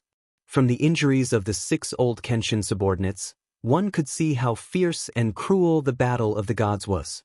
The fact that the 6 old Kenshin subordinates could survive and live in disguise for 1,000 years meant that they had endured humiliation and accumulated endless hatred and killing intent. Logically speaking, after returning to Kenshin's side, they should have followed Kenshin into the Outlands to seek revenge on the 5 God Emperors. What was Kenshin trying to do by summoning them into the main hall at this time? Could it be that he was going to appoint these 6 subordinates? Many domain lords had guessed this, and most of them felt that it was understandable. After all, Kenshin would definitely leave the Qiankuan continent and hand over the entire continent to his trusted subordinates. Looking at the entire hall, all 88 domain lords had just pledged their loyalty to the Kenshin. In comparison, Kenshin's subordinates who had risked their lives for him back then were more worthy of his trust. Especially Divine King Fengque. Even Divine King Sea God King and Raging Sea Mad Blade were 9th and 8th level Divine King realm experts. Moreover, their loyalty to the Kenshin was well known throughout the world. Both Divine King Fengque and Divine King Sea God King were once clan leaders of ancient clans, holding the fates of tens of thousands of disciples in their hands. However, for the sake of their loyalty, they did not hesitate to sacrifice the fate of their entire clan to accompany the Kenshin to the grave. Although the two clan leaders were still alive, their clans had long been annihilated. During the War of the Gods, the 2,000 to 3,000 elite disciples they had led had already perished in the great battle. After Kenshin's fall and his army's defeat, the 5 god emperors united the god realm and purged Kenshin's forces. The Feng clan and Divine King Sea God King's clan were undoubtedly wiped clean. The 8-eyed Divine King's pursuit of the two clans' disciples lasted for a full 100 years before it ended. As for Raging Sea Mad Blade, he was once the sect leader of the top sect, the Mad Blade sect. He was a famous blade king in the Qianquan continent. Ever since Raging Sea Mad Blade sparred with Kenshin and lost to Kenshin in a bet, he had loyally followed Kenshin and served Kenshin.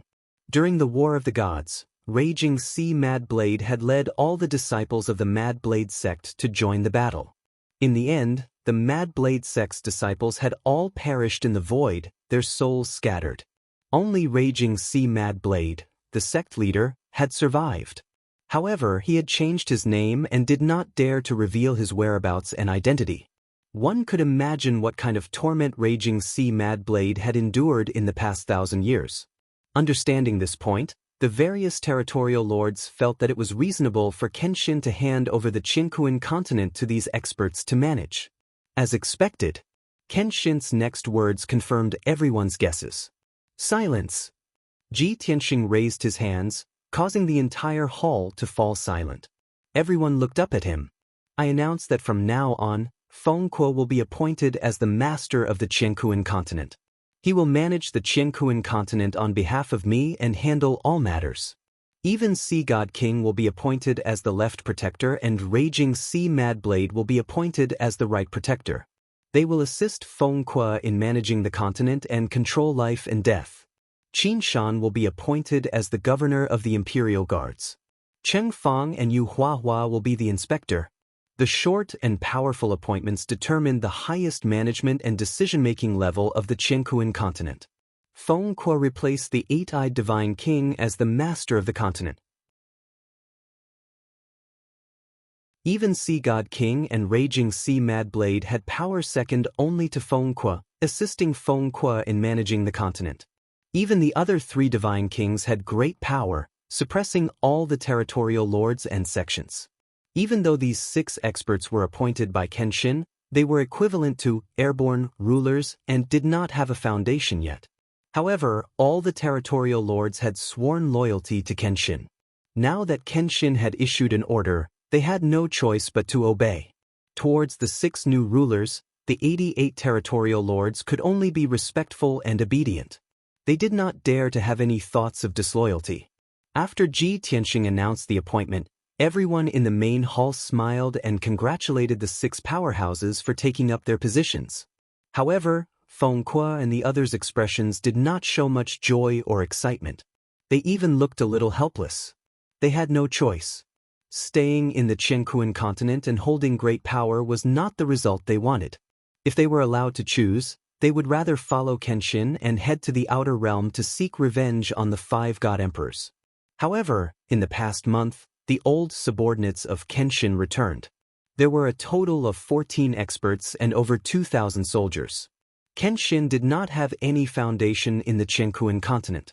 They could only stay and hand over the Qianquan continent to them.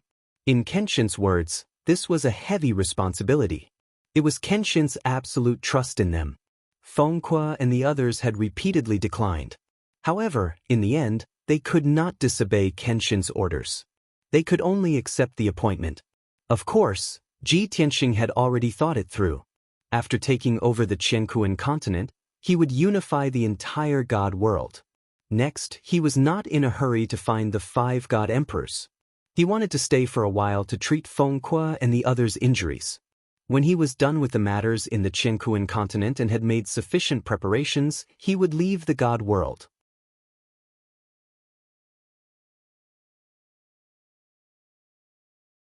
Chapter 4370.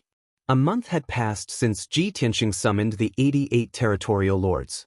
All the territorial lords returned to their respective territories and began implementing the new policies. With the abolition of slavery, the people regained their freedom.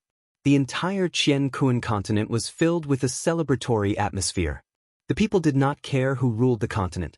They only cared about who could bring them freedom and peace. The people had no feelings towards the territorial lords and the kings of the god kingdoms. However, the people were extremely grateful to the Kenshin who ruled the continent.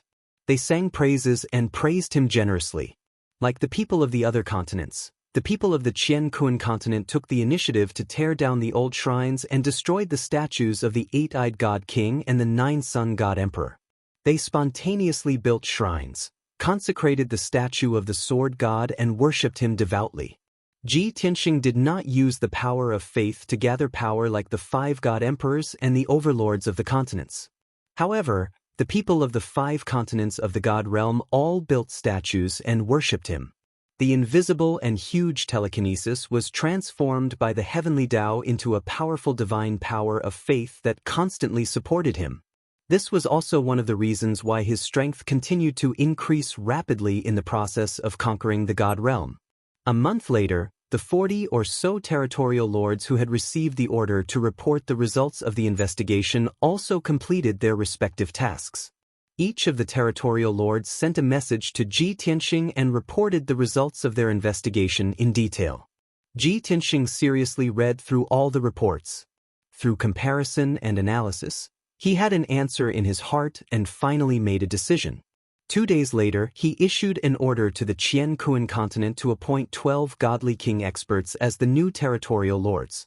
The 12 godly king experts were the top experts of their respective regions. Not only were they powerful, but they also had a certain foundation of power. Most importantly, the nature and character of these godly kings were trustworthy. They were respected by many experts, forces, and people.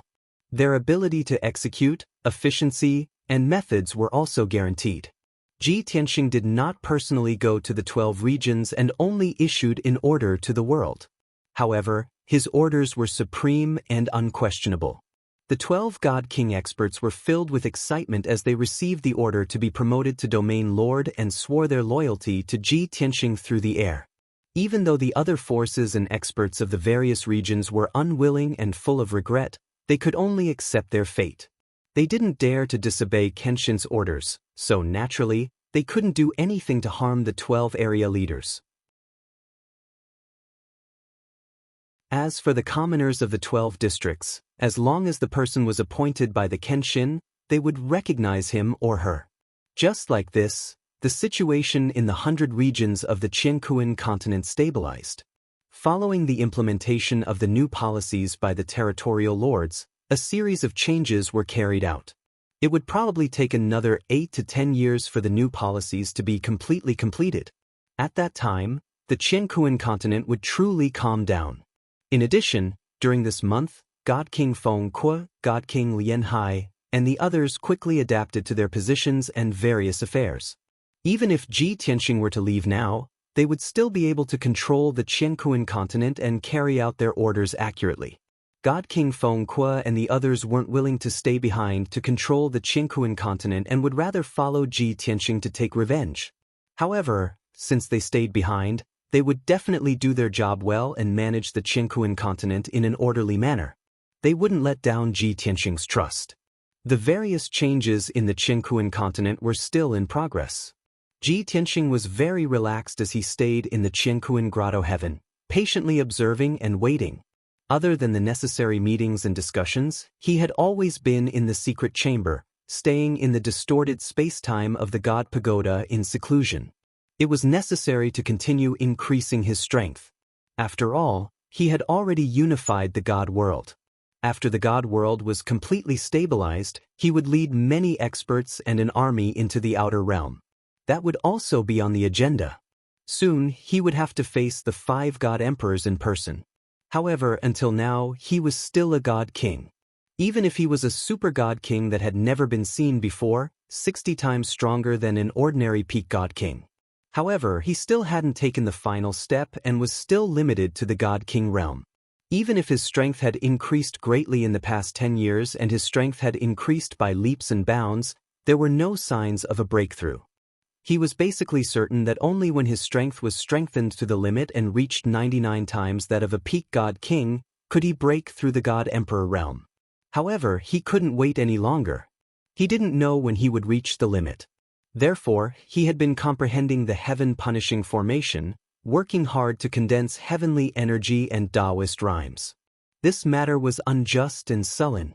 Other peak god kings could condense a trace of Daoist rhymes. However, he, a peak god king, was dozens of times stronger than other peak god kings, yet he couldn't condense Daoist rhymes. When other god kings did something to save the world, they would obtain the power of merit bestowed by the heavenly Tao. Yet he did not. How could he reason with this? Say that the heavenly energy was unfair and treated him differently. This wasn't right. He had an invisible connection with the heavenly energy. The heavenly energy could give him enlightenment, and he could also use the heavenly energy to make a heavenly oath. Even the billions of people in the realm of gods believed that he was the embodiment of justice, the son of the heavenly energy. Since the heavenly energy was so close to him, why couldn't he condense Daoist rhymes? Ji Tianxing couldn't figure it out for now. He could only try his best to comprehend the formation and condense Daoist rhymes. Recently, he did gain something. With the help of the vast and invisible heavenly energy, he gradually condensed a trace of Daoist rhymes. Finally seeing the hope of success, Ji Tianxing was encouraged. He couldn't give up halfway. Therefore, he temporarily put aside the plan of recruiting experts and leaving the realm of gods. He stayed in the heaven and earth grotto heaven, staying in the distorted space-time and trying his best to condense Daoist rhymes. Time passed quietly. Unknowingly, another 6 months had passed. In this half a year, the situation in the realm of gods had calmed down, and the situation in the heaven and earth continent had stabilized.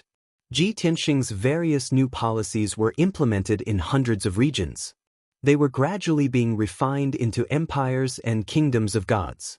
The people were still cheering, and their gratitude towards Ji Tianxing didn't decrease. Shrines and statues of Kenshin were built in every city and village.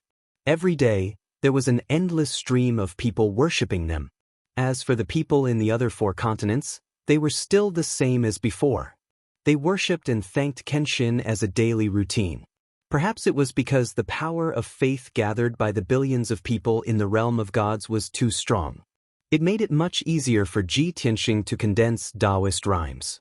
Half a year had passed in the outside world, and he had been in seclusion in the distorted spacetime for 25 years.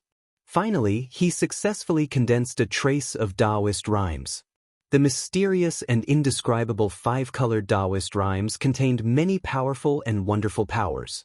Just a trace of Daoist rhymes contained the scene of new life, prosperity, and destruction. It was like a world. Ji Tianxing thought about it and named it the Disillusionment Daoist rhymes.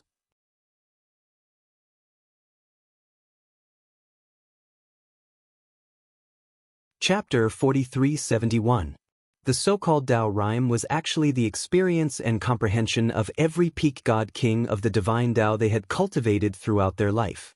Every peak god king could master as many as 600 to 700 types of divine Tao laws.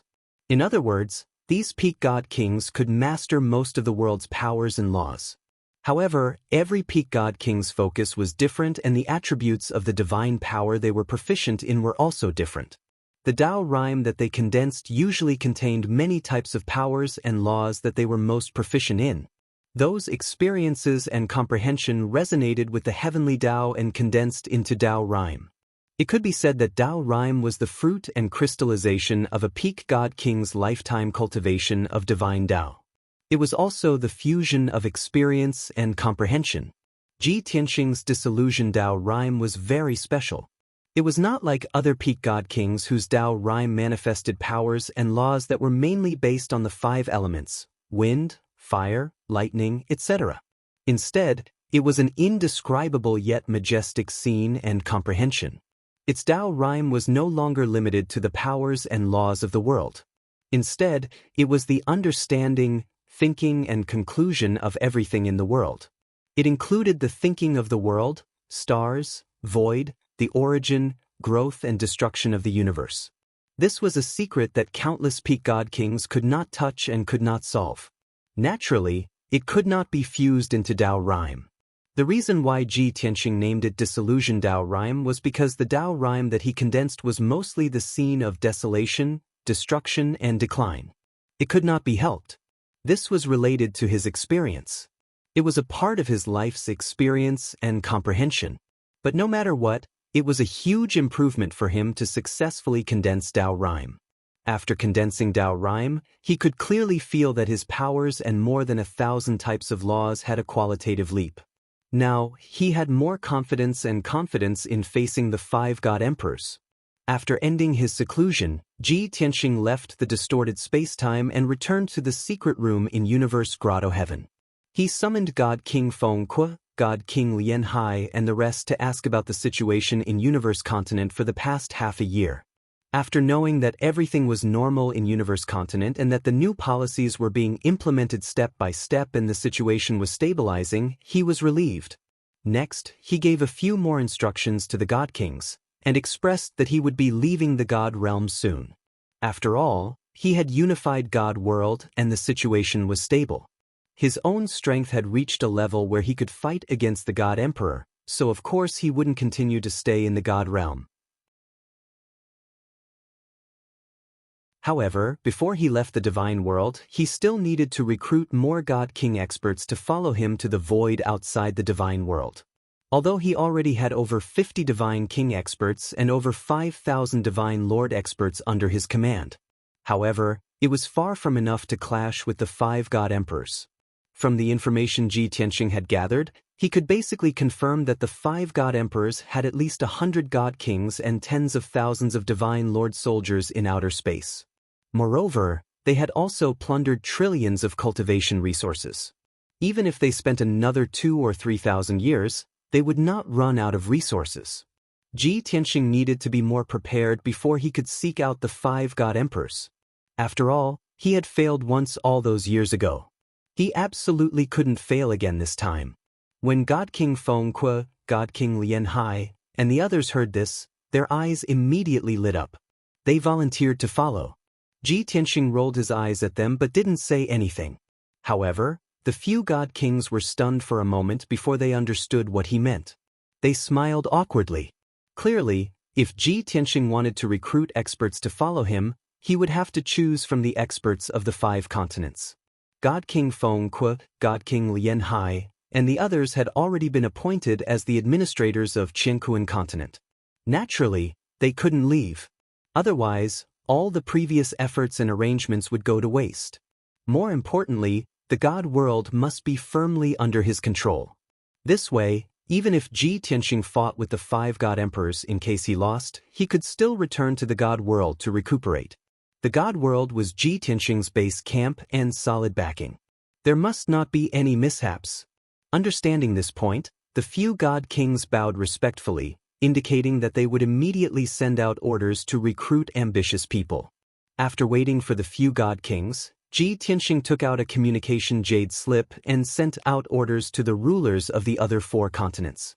Nangong Buhua, who was in charge of Boundless Heaven Continent, Song Hetao, who was in charge of Reincarnation Island, Illusory Sun Sect Master, who was in charge of Firmament Continent, Tang Yi, Lei Zhinseng, Lei Zhinxiong, and the others who were in charge of Primal Chaos Continent. After receiving Ji Tianxing's orders, they immediately sent back communication jade slips, indicating that they could handle this matter. Just like this, the news that Kenshin wanted to recruit ambitious people to leave the God world and head to the void outside spread across the 5 continents. In just a few days, Kenshin's orders reached every god kingdom in the 5 continents. When the trillions of people heard about this, there was a lot of discussion. Logically speaking, Ji Tianxing was already the ruler of the God world.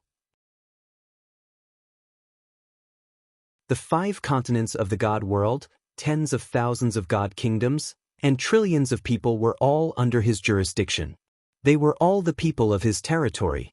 If he wanted to lead a large number of god kings and a massive army to the void outside to seek revenge on the 5 god emperors, he only needed to give the order. As long as he ordered the experts and soldiers to be recruited, there should be no one who would dare to disobey. However, the problem was that Ji Tianxing was well aware that if he ordered the recruitment of soldiers, most of them would be forced to obey. They would definitely not be willing to do so. These soldiers who were unwilling and even resentful would definitely not be able to display much fighting strength, and it would be difficult to guarantee their loyalty. Most importantly, if he did so, he would destroy Kenshin's reputation, as well as his titles as the embodiment of justice and the child of the heavenly Tao. For the sake of his own personal grudge, he would force countless soldiers to work for him. What was the difference between him and the cruel and tyrannical 5 god emperors? Returning freedom and peace to the people would also become empty talk and a joke. Therefore, Ji Tianxing decided to open the recruitment and let the experts of the god world choose for themselves. He naturally welcomed experts who were willing to follow him to battle in the void. Those who were unwilling to sign up and did not want to risk their lives in battle, he would not force them either. Facts had proven that Ji Tianxing's way of doing things had won the hearts of the people, causing all the people of the god world to feel admiration for him. Even though the people of the god world worshipped him and wanted to follow him to battle in the void. However, the ordinary people of the god world did not have the right to follow him. Only upper divine lords and god king experts could follow him and form an army to battle. However, after all the upper divine lords and god king experts received the order, they all fell into silence, hesitating and weighing the pros and cons. The result was just as Ji Tianxing had expected. Even though there were at least 5,000 to 6,000 god kings and hundreds of thousands of upper divine lords on the 5 continents of the god world.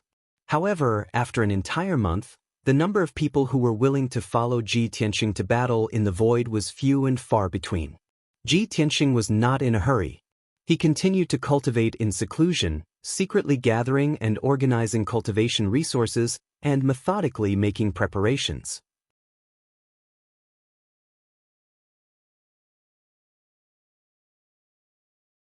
Chapter 4372. After the public recruitment, Ji Tianxing waited in the heaven and earth grotto heaven for another half a year. At this time, Ji Ku Yunyao and the others who were in seclusion in the distorted spacetime had recovered. Even Nangong Nihuang, Zhenhong, Lin Shui, and the others had recovered to their peak condition. Only Nangong Ao and a dozen followers were in seclusion in the god-slaying battleship. Their injuries had not fully recovered yet. In addition, Feng Kuo Hai and the other 5 god kings were recovering quickly and steadily with Ji Tianxing's help. The 5 continents of the god world were peaceful now. Even if Ji Tianxing left the god world, he could rest assured. It was a pity that the number of soldiers who responded to the recruitment and came to the heaven and earth continent to follow him was less than 10,000. Outside the heaven and earth grotto heaven, there were only about 9,000 soldiers gathered. Among them, there were more than 200 god kings and the rest were god monarchs. Of course, 95% of them were upper god kings and only a small number were middle god monarchs. Although the 9,000 soldiers looked majestic and there were more than 200 god kings among them, it was still considered a large number of experts. However, compared to the thousands of god kings and close to 1 million god monarchs in the god world, this number was really too little. Ji Tianxing was not surprised by this result and did not feel disappointed. After all, if they followed him into battle, they would have to leave their homes, leave the god realm, and go through life and death battles. Even if he unified the entire god world, the 5 god emperors had accumulated power for thousands of years. The people's reverence for the 5 god emperors was deeply rooted. Everyone knew that after Kenshin unified the god world, he would definitely go to the outer realm to seek revenge on the 5 god emperors. The soldiers who were able to follow him to the void outside the region and fight against the 5 great god emperors had all made an extremely great determination. Through Ji Tianxing's investigation, he found that many of the 9,000 soldiers had a common point. They were dissatisfied and resentful of the 5 god emperors. All of them had different experiences, and all of them had direct or indirect conflicts and hatred with the 5 god emperors.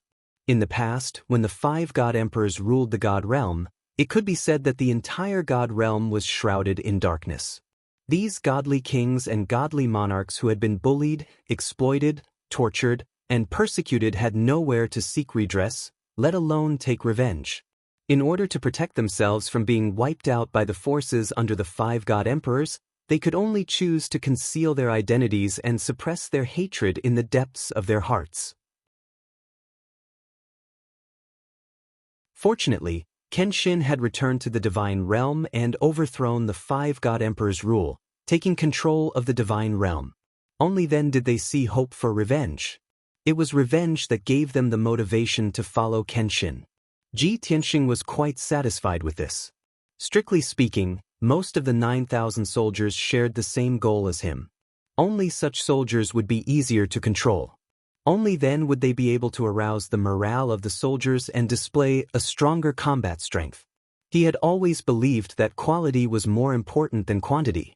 Throughout his return to the divine realm and his conquest of the 5 continents, he had never led an army of tens of thousands in a direct confrontation with an enemy.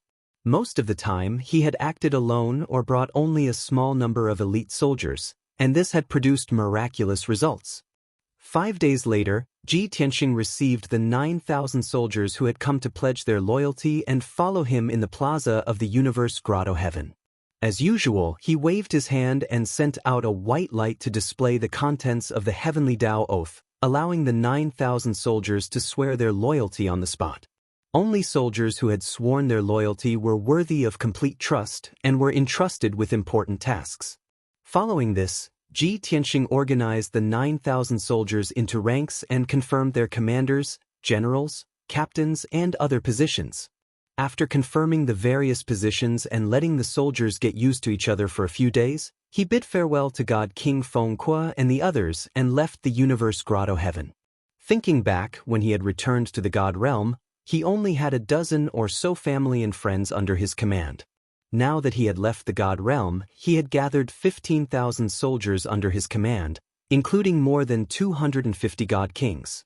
This was despite the fact that the number of soldiers under the command of any god emperor far exceeded the number of soldiers in his army. However, Ji Tianxing was not worried in the slightest. He was even more confident in facing the 5 god emperors. When the sun rose, Ji Tianxing led the many soldiers onto the god-slaying battleship. Under the respectful escort of God King Fengque and the others, they left the universe grotto heaven. The god-slaying battleship soared in the sky and soon broke through the dome of heaven, entering the starry sky outside the realm. The 15,000 soldiers were all settled in the god-slaying battleship by Ji Tianxing. Originally, he could have settled them in the world within the primordial chaos bell. Unfortunately, the primordial chaos bell had been severely damaged during the battle with the Prajna god emperor's incarnation and had yet to recover. The world within the bell was still in a shattered state and had yet to be repaired. Naturally, it was unable to settle the many soldiers. Fortunately, the god-slaying battleship was a supreme-grade king-level divine artifact. Even though it looked like it was only 10,000 feet long, its interior was like a world of its own. More than 10,000 soldiers were separated into 30 secret rooms. Each room could hold 500 people. Ji Tianxing distributed a large amount of cultivation resources to each soldier and let them stay in the god-slaying battleship and cultivate in peace. Only when there was a need for them would he issue an order to inform them. Many soldiers thought that after Kenshin left the god world, he would definitely head to the depths of the void to seek revenge on the 5 god emperors. But in reality, how could Ji Tianxing be so careless? Subduing and unifying the entire god world was just a matter of convenience when he was roaming the starry sky outside the realm. He had not forgotten that his mission was still not complete. He still had not found any clues about his master, the heavenly dragon emperor. He still had to continue investigating. After the god-slaying battleship left the god world, it flew into the depths of the void at lightning speed. It was headed for the Sky Crane Galaxy. There were 9 galaxies in the void outside the realm. Ji Tianxing had already explored and investigated 6 of them. He had not gone to the Sky Crane Galaxy, the Sky Phoenix Galaxy, and the Sky Unicorn Galaxy. Before he returned to the god world, He already had a premonition that there was no hope for him to find any clues about his master's death. But he was not willing to give up so easily. He still decided to continue investigating the last 3 galaxies. The God World was not far from the Sky Crane Galaxy. With the speed of the God-slaying battleship, it would take about 3 months to reach.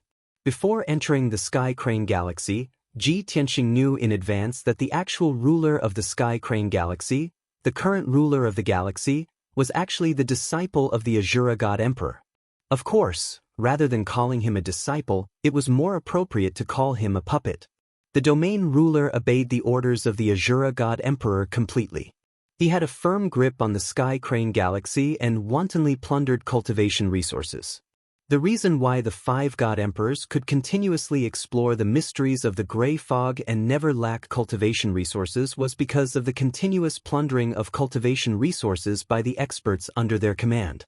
The domain ruler of the Sky Crane Galaxy was just an ordinary peak god king who had pulled up the seedlings to help them grow.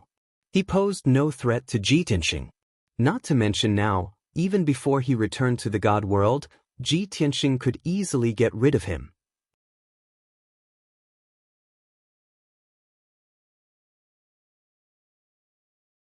Chapter 4373.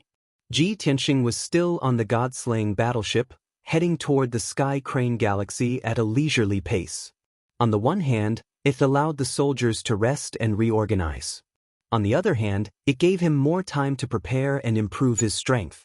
Meanwhile, near the gray fog in the depths of the void, the 5 God Emperors could no longer sit still. Even though the 5 great God Emperors were leading tens of thousands of soldiers to guard different directions of the gray fog and they were separated by hundreds of millions of kilometers from each other, they were still very far away from each other. But they were communicating through transmission and discussing something. That damned Longtime, he still managed to conquer the entire God realm. Ever since he conquered the boundless heaven continent 2 years ago, I've already predicted this outcome. Damn it. I only hate that my original body can't return to the God realm and personally kill that bastard Kenshin. Calm down. Compared to what we're doing now, what's that little territory in the God realm? Sigh. But Kenshin unified the God realm and stole our territory. In the end, we've been thoroughly humiliated. That's right. Our disciples and right-hand men were beaten up by Kenshin until they fled like stray dogs. This is a great humiliation. This battle is too humiliating. No matter what, we have to regain our dignity. Kenshin was defeated by us, and we've already killed him once. How can we let him run wild again? The God Emperors all felt that Kenshin's effortless unification of the entire God realm was a slap to their faces. It made them feel exceptionally aggrieved. There was no helping it. Their clones couldn't defeat Kenshin, and their original bodies couldn't leave the gray fog. They could only watch as Kenshin swaggered around. How could they not feel aggrieved? While the God Emperors grumbled and complained, Prajna God Emperor remained silent and didn't express her opinion. This wasn't just because she was the only woman among the 5 God Emperors, but also because of the inexplicable past between her and Kenshin. Of course, after her clone fought against the Kenshin and was forced to self-destruct, those feelings had completely faded. The other 4 God Emperors saw that Hanya didn't say anything, so they sent messages to ask, Hanya, Kenshin was so arrogant and despotic and even forced your avatar to self-destruct, aren't you angry? Hanya, let bygones be bygones. You are already a God Emperor. You should set your sights further. Compared to what we're doing now and the power we're about to wield, what is the Kenshin? You're just an ant. Hanya, what do you think? The gazes of the 4 God Emperors all gathered on Hanya's body. It was impossible for her not to speak even if she wanted to. In the face of the 4 God Emperors' inquiries, she could only voice her own thoughts and give the most reasonable suggestions. Senior brothers, the Kenshin that has been reborn is much stronger than before. This is an indisputable fact. Let's not look into how he was reborn. Let's just talk about the current situation. Given his strength and methods, none of our avatars can defeat him. In fact, based on my understanding of Kenshin, even if our true bodies were to fight him alone, there's a risk of defeat. The four god emperors all had the same answer to this point and expressed their agreement. It was just that they would never admit this out loud. In fact, the Nebula God Emperor and the Nine-Yang God Emperor even symbolically retorted, expressing their disdain for Kenshin. "Ah, Hanya, you're overestimating Kenshin too much. No matter how strong Kenshin is, he's still just a God King. As long as he doesn't break through to God Emperor realm, he won't be able to defeat us. This is the difference between realms." Hanya couldn't be bothered to explain or refute the two God Emperors' arguments. She continued, "Our avatars can't defeat Kenshin, and our true bodies can't leave. Thus, it's reasonable that Kenshin would unite the entire God realm. However, as you've all said, we've already plundered enough cultivation resources and don't need to rely on the God realm's supply. Compared to the God realm's territory and our reputation, the matter at hand is obviously more important. As long as we successfully decipher the secrets of this Star of Chaos, we'll be able to control the strongest power in the world, surpassing all others and obtaining eternal life. At that time, the entire universe will be ours. Why should we care about a mere God realm?" The four God Emperors remained silent, expressing their agreement with Hanya's point of view. Hanya paused for a moment, then continued, "Now that the situation has developed to this point, we don't need to do anything. We just need to wait. We've killed Kenshin once, and he has a deep grudge against us. He'll definitely come for revenge. This is one of the reasons. Secondly, we've been searching for the whereabouts of the heaven-punishing formation for the past 1,000 years, but we've never found it. From Kenshin's monstrous performance, it's very likely that the heaven-punishing formation is with him. The eternal heavenly scripture we have is the first half, the key to entering the God Emperor realm. The heaven-punishing formation is the second half. If Kenshin wants to defeat us, he'll have to break through to the God Emperor realm. If he wants to break through to the God Emperor realm, he'll have to find us and try to seize the eternal heavenly scripture. Thus, based on these two conditions, I can conclude that Kenshin will take the initiative to come find us. What we need to do is to gather our strength and defense, and wait for Kenshin to walk into the trap. As long as we keep in contact and cooperate with each other, once Kenshin attacks and we can't deal with him alone, we'll work together to deal with him." When Hanya reached this point, she'd basically said everything she wanted to say. It was just that these words were too straightforward, making people feel uncomfortable listening to them. The Nine God Emperor and the Nebula God Emperor immediately retorted, expressing their disdain. "As long as Kenshin dares to come here, this emperor can easily deal with him alone. Even if this emperor can't kill him alone, this emperor still has tens of thousands of soldiers and hundreds of god kings under my command. Wouldn't it be easy to kill him?" "Hanya, you're exaggerating again. Why do we need to work together to deal with Kenshin?" Hanya naturally understood that these two slightly younger god emperors were only retorting to save face and dignity. Their words were actually words that went against their hearts. Like the Shura God Emperor and the God Emperor of the Underworld, these two old and cunning God Emperors wouldn't speak rashly. Just as expected, after Hanya finished speaking, the several God Emperors were silent for a long time. Only then did the God Emperor of the Underworld and the Shura God Emperor express their opinions and conclude the matter. Hanya's words are very reasonable. This emperor thinks that we should do it this way. Now that our forces have been cut off, it's very difficult to find out the real-time situation in the heavenly realm. Since that's the case, then we should prepare ourselves and wait for Kenshin to walk into the trap. Since the two God Emperors of the Underworld and Shura had spoken, it could be said that this matter had come to an end. Following this, the five God Emperors no longer discussed this matter. They all mobilized their forces, strengthened their defenses, and waited for Kenshin to attack.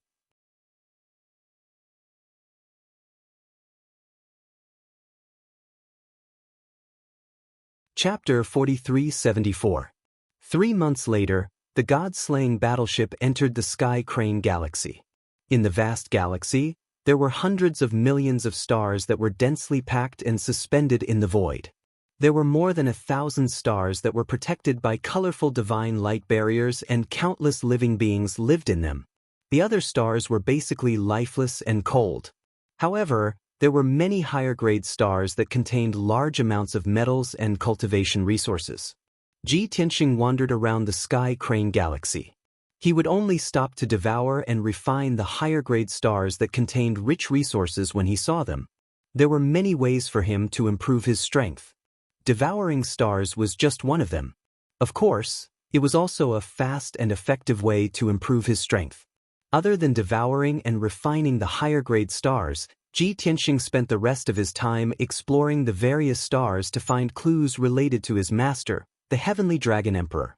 The more than 1,000 stars with life were protected by the divine light barriers, and many guards under the Star Lord's command were patrolling and guarding. However, these defenses were useless to Ji Tianxing. He could enter and exit any star silently. After he was done with his investigation, he could leave quietly, even though no one had noticed him while he was investigating the various stars. However, after 10 years, he still could not find any clues about the Heavenly Dragon Emperor after he had investigated more than 1,000 stars. From all the information and clues, the Heavenly Dragon Emperor did not stay here in the past. He did not even come here before. Hence, Ji Tianxing went to the center of power in the Sky Crane galaxy, the Sky Crane Star. The Sky Crane Star was the largest and highest-grade Big Dipper star in the entire galaxy. It was covered by a thick layer of colorful divine light. There were 7 continents on this star, close to 1,000 divine kingdoms, and close to 1 trillion living beings of various races. The Star Lord who controlled this star was also the Star Lord of the entire galaxy. Ji Tianxing had already investigated clearly. The Sky Crane Territorial Lord was the disciple of the god of the underworld. He had become a disciple of the god of the underworld 10,000 years ago and was promoted to the peak divine king 1,000 years ago. On the surface, it seemed like Territory Lord Tian he had an outstanding aptitude and had successfully broken through to the peak divine king realm under the guidance of the god of the underworld. However, in reality, it was basically impossible for Region Lord Tian he to become a peak divine king with his talent and aptitude. It was the god of the underworld who had forcefully promoted Domain Lord Tian he to a peak divine king. After all, the Sky Crane Territory Master was one of his most trusted and valued disciples. He had to help him rule the Sky Crane Territory. Only by becoming a peak divine king would he have enough deterrence to firmly control the Sky Crane galaxy. Even though both master and disciple were well aware that Domain Lord Tian he's peak divine king realm was greatly exaggerated. In terms of true strength, he was completely inferior to peak divine kings who broke through on their own. But in this world, the number of peak divine kings was scarce. It was absolutely not that easy to break through. It was enough to help Domain Lord Sky Crane reach the peak divine king realm and suppress the Sky Crane galaxy. Even if this would affect the foundation of Domain Lord Sky Crane's divine path and prevent him from improving in the future, it would be even more impossible for him to break through to the God Emperor realm. However, Domain Lord Sky Crane's aptitude was limited. He had not even reached the peak divine king realm and naturally could not improve further. After Ji Tianxing entered the Sky Crane galaxy, he went straight to the Divine Crane continent. He had already recovered the divine world and occupied the lairs of the 5 god emperors. Naturally, he would not let go of the other forces under the 5 god emperor realm. For example, if Ji Tianxing did not occupy the Sky Crane galaxy and kill Domain Lord Sky Crane, Domain Lord Sky Crane would continue to provide cultivation resources to the god of the underworld. In the middle of the Divine Crane continent, there was a vast forest with a radius of millions of miles. There were mountains that were tens of thousands of feet high. They were continuous and crisscrossed. Endless towering trees covered the entire mountain range, containing abundant spiritual qi and resources of heaven and earth. This mountain range was known as the highest point of the entire continent. It was also the source of the continent's spirit veins. Countless mountain ranges extended from here. In the center of the mountain range, there was a mountain range that was tens of thousands of feet high. It was the highest point of the continent. At the highest point of this mountain range, there was a platform with a radius of hundreds of miles. Countless palaces, mansions, and pavilions were built on it. This was the residence of Domain Lord Sky Crane, the famous Divine Crane Palace.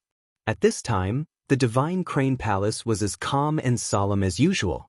Thousands of divine sovereign guards were firmly guarding the inside and outside of the palace, guarding the various passageways and door cards. Countless servants and maids served the nobles in the various palaces and mansions. Many experts and generals were also cultivating in their respective residences or handling official business. Although everything seemed calm, in reality, Domain Lord Tianhe's heart was unable to calm down. As early as 2 years ago, he had received news that Kenshin had caused a storm of blood in the divine world and subdued the boundless heaven continent and reincarnation island.